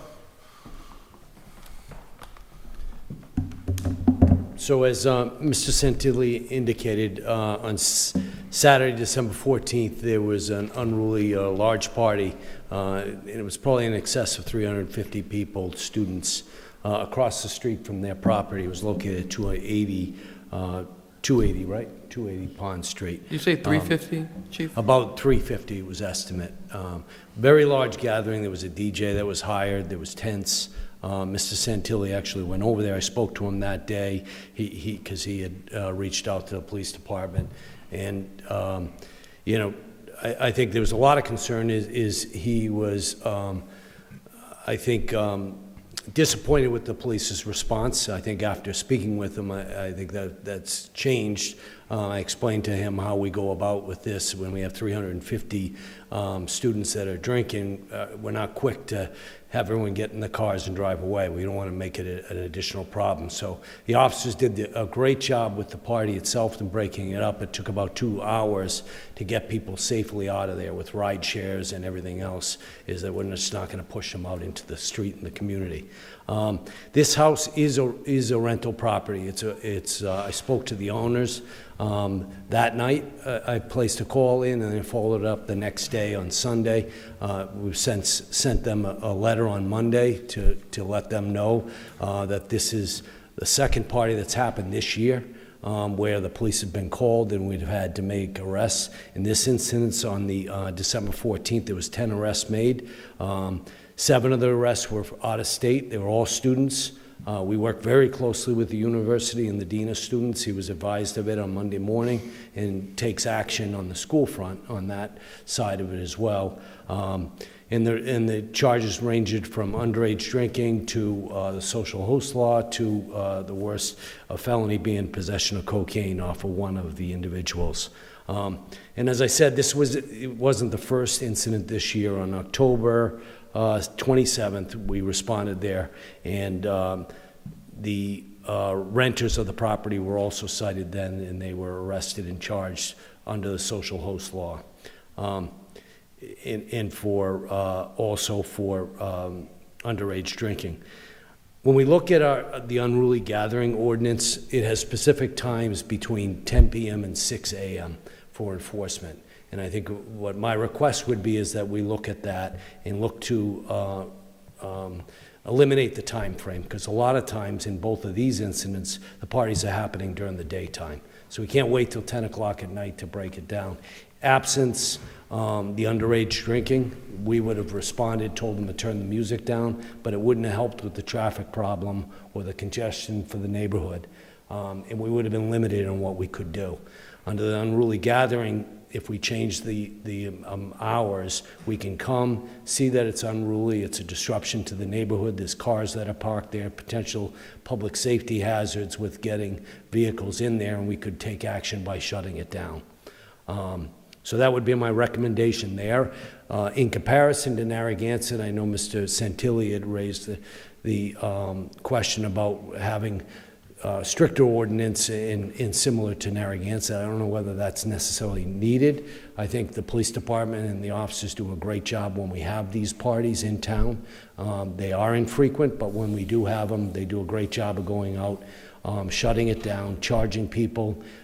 We work, again, like I said, with the schools. We let the school know, we let the owner of the property know right away. So it's not a systemic problem. Unfortunately, for Mr. Santilli and his neighbors, it's been several times this year, and I think in past years they've had other parties there, and I ask that we consider looking at this.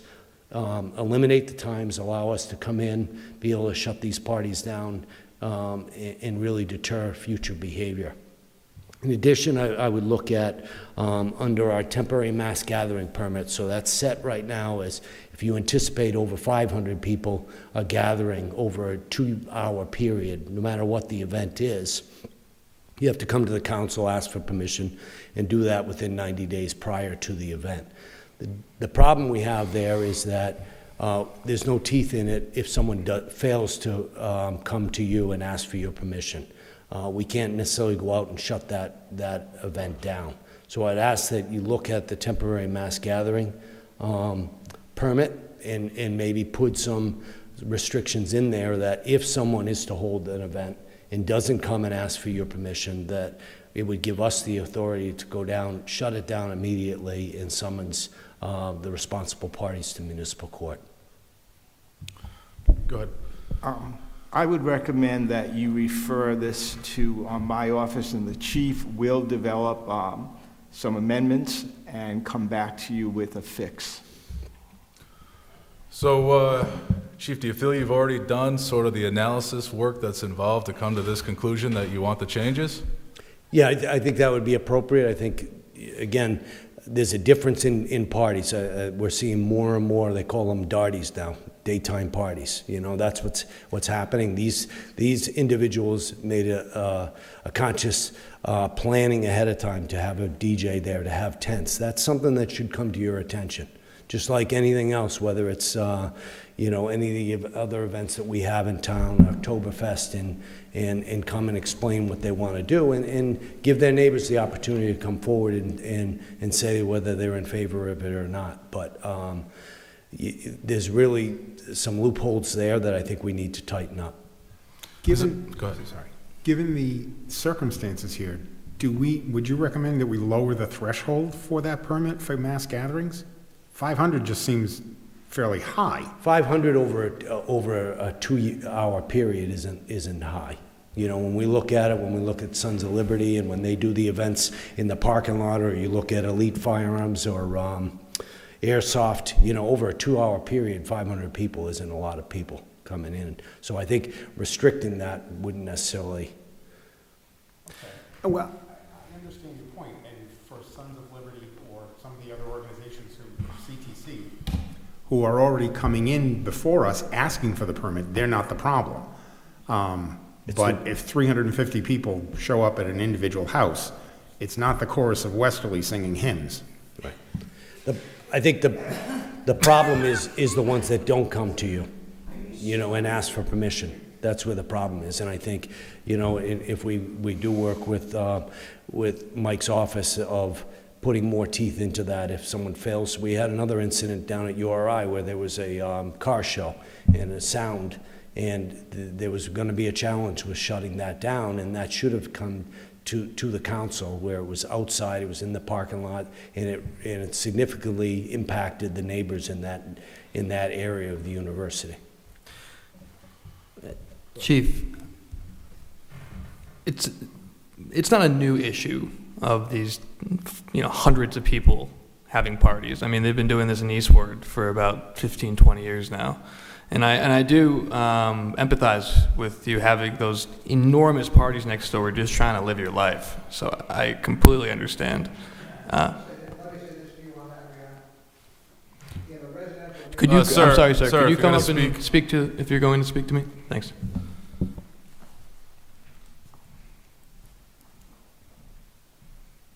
I appreciate your comment. However, this is a residential neighborhood, and I can assure you that this is unacceptable. So as far as the rules change, you know, when we're talking about 500 people in a commercial area, that may be acceptable. But, you know, working with the attorney, the town's attorney, in a residential area, there's no reason to have that many people. So the fact is, I appreciate your empathy. However, we need some action. So if you allowed me to finish my thought before. Go ahead. Thank you very much. So these are not new, and we should have some action, which is why we're bringing it to our council to come up with these, sir. I feel like having the time restriction brought to, you know, all day could create problems in the future for other gatherings, maybe backyard weddings, that their neighbors may not have the cordial relations, right? And so I wonder if while we are looking at this with our council, if we could check back in a year and see if we are okay with, we had no problems or no legal issues with getting rid of the time restriction. And that was what I meant, Mr. Santilli. Okay, as far as a wedding is concerned, the owner of that property had his daughter's wedding there in July or August. Quiet and very acceptable. I hear you. And I watched the two videos you sent, and I listened to them. It was very noisy. And again, I agree with you. You shouldn't be having a party of 350 people in Pond Street. I'm with you. But again, as the chief says, these kids are starting to understand the time frames, so they can raise hell from 6 o'clock in the morning till 10 o'clock at night. Oh, yeah. And the problems is, and Chief, if you could expand on this, what kind of crimes are you charging with the arrests? What kind of arrests are coming out of these? These are all misdemeanors. Out of the 10 that we charged in December, there was one for possession of a controlled substance, but they're all misdemeanor. Sure. I mean, some of the parties in Eastward have created, you know, battery against police officers in the past, and we don't want any sort of more issues like that you're dealing with, Mr. and Mrs. Santilli. So just to let you know, I wanted you to be clear about what I'm saying here. I just want to say, Mr. Council, if we could maybe check back in a year over when we do vote on this. That's all. Thanks. So I want to finish a few thoughts I had, and I don't have the existing ordinance in front of me, so I don't see how it's written. So right now, I don't really have a true understanding as to how much officer discretion goes into enforcing the ordinance. So I think that's an area I'd really like to flesh out before we just sort of issue a notice for a public hearing and then vote on a potential change to eliminate the timeframes by which there is an ordinance versus there isn't. I mean, I think it's fair to say that sometimes there are parties during the day that are safe and not unruly. I think that's something to consider here. You know, obviously there are the instances which you've experienced, and you know, we don't want those, you know, to ruin the neighborhoods, to have a negative effect on the neighbors, to sort of ruin the neighborhood residential life, so to speak. But you know, I hate to just sort of give you another tool in the toolkit that you guys can enforce at your discretion. I definitely want to gain a further understanding. So maybe we could, you know, have a meeting at the next meeting or the one thereafter. We could sort of talk a little about the ordinance in general before we just go forward with an issue of notice to change the ordinance. That's my take. I think that it would be good for us to sort of look at everything and not make a hasty decision without sort of looking at all of the circumstances so that we can craft something that is truly useful and does what we want it to do rather than accidentally doing something that we don't really want to do. So what's a good path forward here, Mike? I'd rather not just proceed with you write us a memo, we have an issue of a notice for a public hearing, and then have a public hearing. Well, I think between the chief and I, we can come up with thoughts to present to you on possible amendments and give you kind of a menu list of what you might want to look at and what the impacts could be, et cetera. So, and instead of giving you, an ordinance for a hearing, we'll give you a bullet point list. All right. We'll discuss that at a subsequent meeting. Solicitor's report? Absolutely. All right. Any other thoughts? I like the idea of being able to discuss it more and really sort of dive into it. And so when do you think that we can expect to revisit this? How about the first meeting in February? I think it's the 10th. Yeah. So that'll be the 10th that we'll give you the list, and then depending on what comes out of that meeting, we can draft amendments if you so desire. All right. All right. Thank you. And again, thank you to Mr. Santilli for sending us that information so we could come to this point. I appreciate it, and for waiting until 10:45 to talk about it, sir. Thank you. And just a note on that point also, the delay in this also is, the first meeting that we could have brought it to your attention was actually Mr. Santilli and his wife came, and that was a CIP meeting. They sat through many hours of that thinking there was public comment. So I want to highlight that as well, as to thank them for reaching out and sharing that with us. And we'll get there. We can work with Mike and we'll propose changes to bring to you.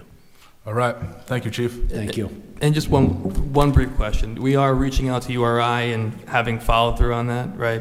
Because they are URI students, right?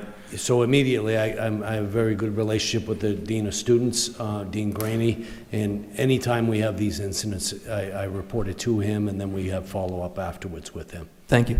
Yep, you're welcome. All right. Do we need a motion for that, Mike? All right. It's going to move us now to item E, a letter dated December 16, 2024, from the Affordable Housing Collaborative Committee concerning the town's 3 vacant surplus properties. Is any member of the Affordable Housing Collaborative present tonight?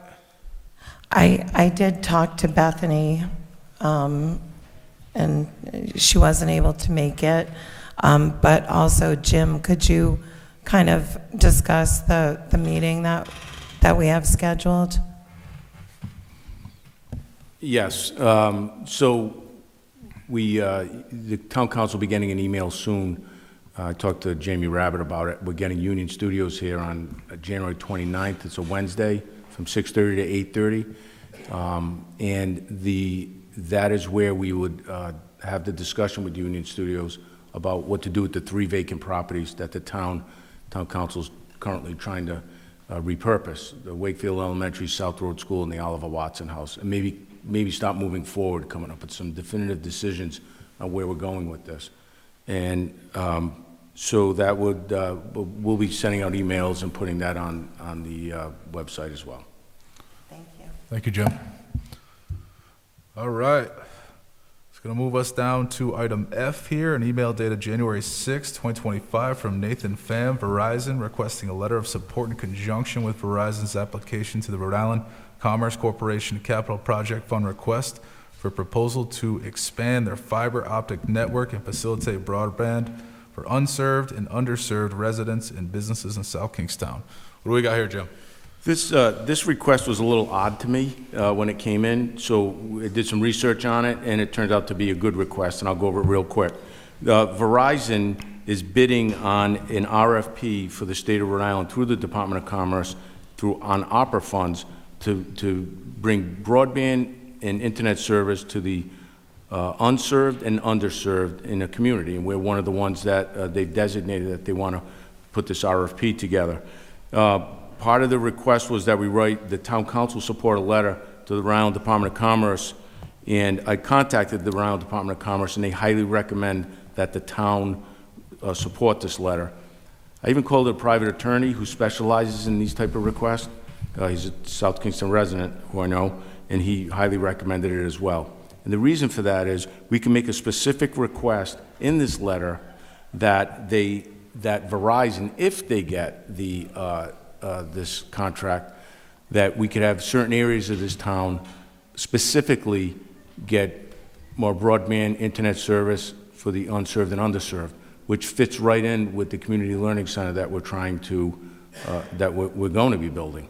So that is an area in the Peacedale area, that's one of the areas they've designated that it needs increased service. So I would recommend, respectfully recommend that the council support the letter we submitted.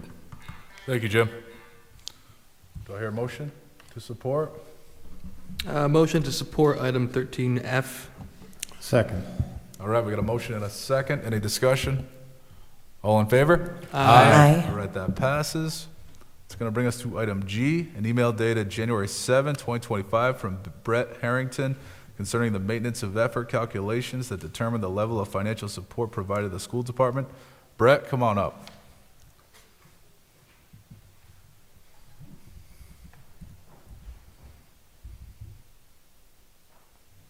Where did everybody go? They saved the best for last. Anyway, yeah, it's, as I'm always short and sweet, okay? It's very simple. Just wanted to look at those two things that Brian had brought up. I was just asking that we explore, we saw tonight, we need money, okay? We just had talking about what we're gonna do with the PAYGO funds and all this. So please, let's just examine it. Let's take a look at these two options, as in the maintenance of effort for education, and let's look at the numbers and see where they come. There's nothing wrong with that and saying, hey, guys, because I've got numbers here, but I don't want to go by these because, you know, you guys need to look at the numbers because you have all of the students, this, that, and the other, but I'm looking at a number of a potential, you know, $22,386,000. That's real money, guys. Let's take a look at this. That's all I'm asking. There's a reason why they've been talking about this type of funding for years, and a certain part of the community doesn't want to look at it. Well, let's look at it, guys. Let's try to save the taxpayers some money. I mean, it's constantly, we need money for a truck, we need money for this, we need money for that. You know, it's a constant barrage of where we're going to get this money. We're asking for that money. This is a way of maybe we can save some money. Maybe there's certain individuals that don't like it. Well, there's a lot of things that I don't like, but I have to suck it up. So let them suck it up. So is there any talk on just looking at these? You know, you've got your, you know, 1 and 2. I mean, I didn't make this up. Brian had this on the maintenance of education. Hey, Brett, here's your answer. We'll run those numbers. Yeah, that was easy. Easy peasy. And I'll see what it looks like, right, on another meeting? There you go. Well, I'm glad I waited. Right, that's the key. I think that's the... Amen. Yeah, that's 7 p.m. to 11 a.m. and all my friends left. And Brett, thank you for coming out, both the work session. Oh, that's right. I'm sorry. I got your bottle. Go ahead. Just thank you for coming out. I mean, you've been here time and time again, so I just kudos to you for doing that, sir. All right, thanks. Thanks, Brett. Have a good night, everybody. All right, thank you, Brett. All right, we need a motion to continue after 11 so we can take up Jack's. Sadly, I'm making a motion. Oh, so moved. Sorry. Yeah. All right, we got a motion and a second to continue after 11 p.m. Any discussion? All in favor? Aye. All right, that passes. Next, we got appointments. Motion to approve appointing Jack Cadman to the Economic Development Commission. Seconded. All right, we got a motion and a second. Any discussion? All in favor? Aye. All right, that passes. Congratulations. It's going to bring us to, Jack, speech? No. It's going to bring us to the end here. Do I hear a motion to adjourn? Motion to adjourn. Seconded. All right, we got a motion and a second. Any discussion? Are we sure about this? All in favor? Aye. All right, this meeting is over.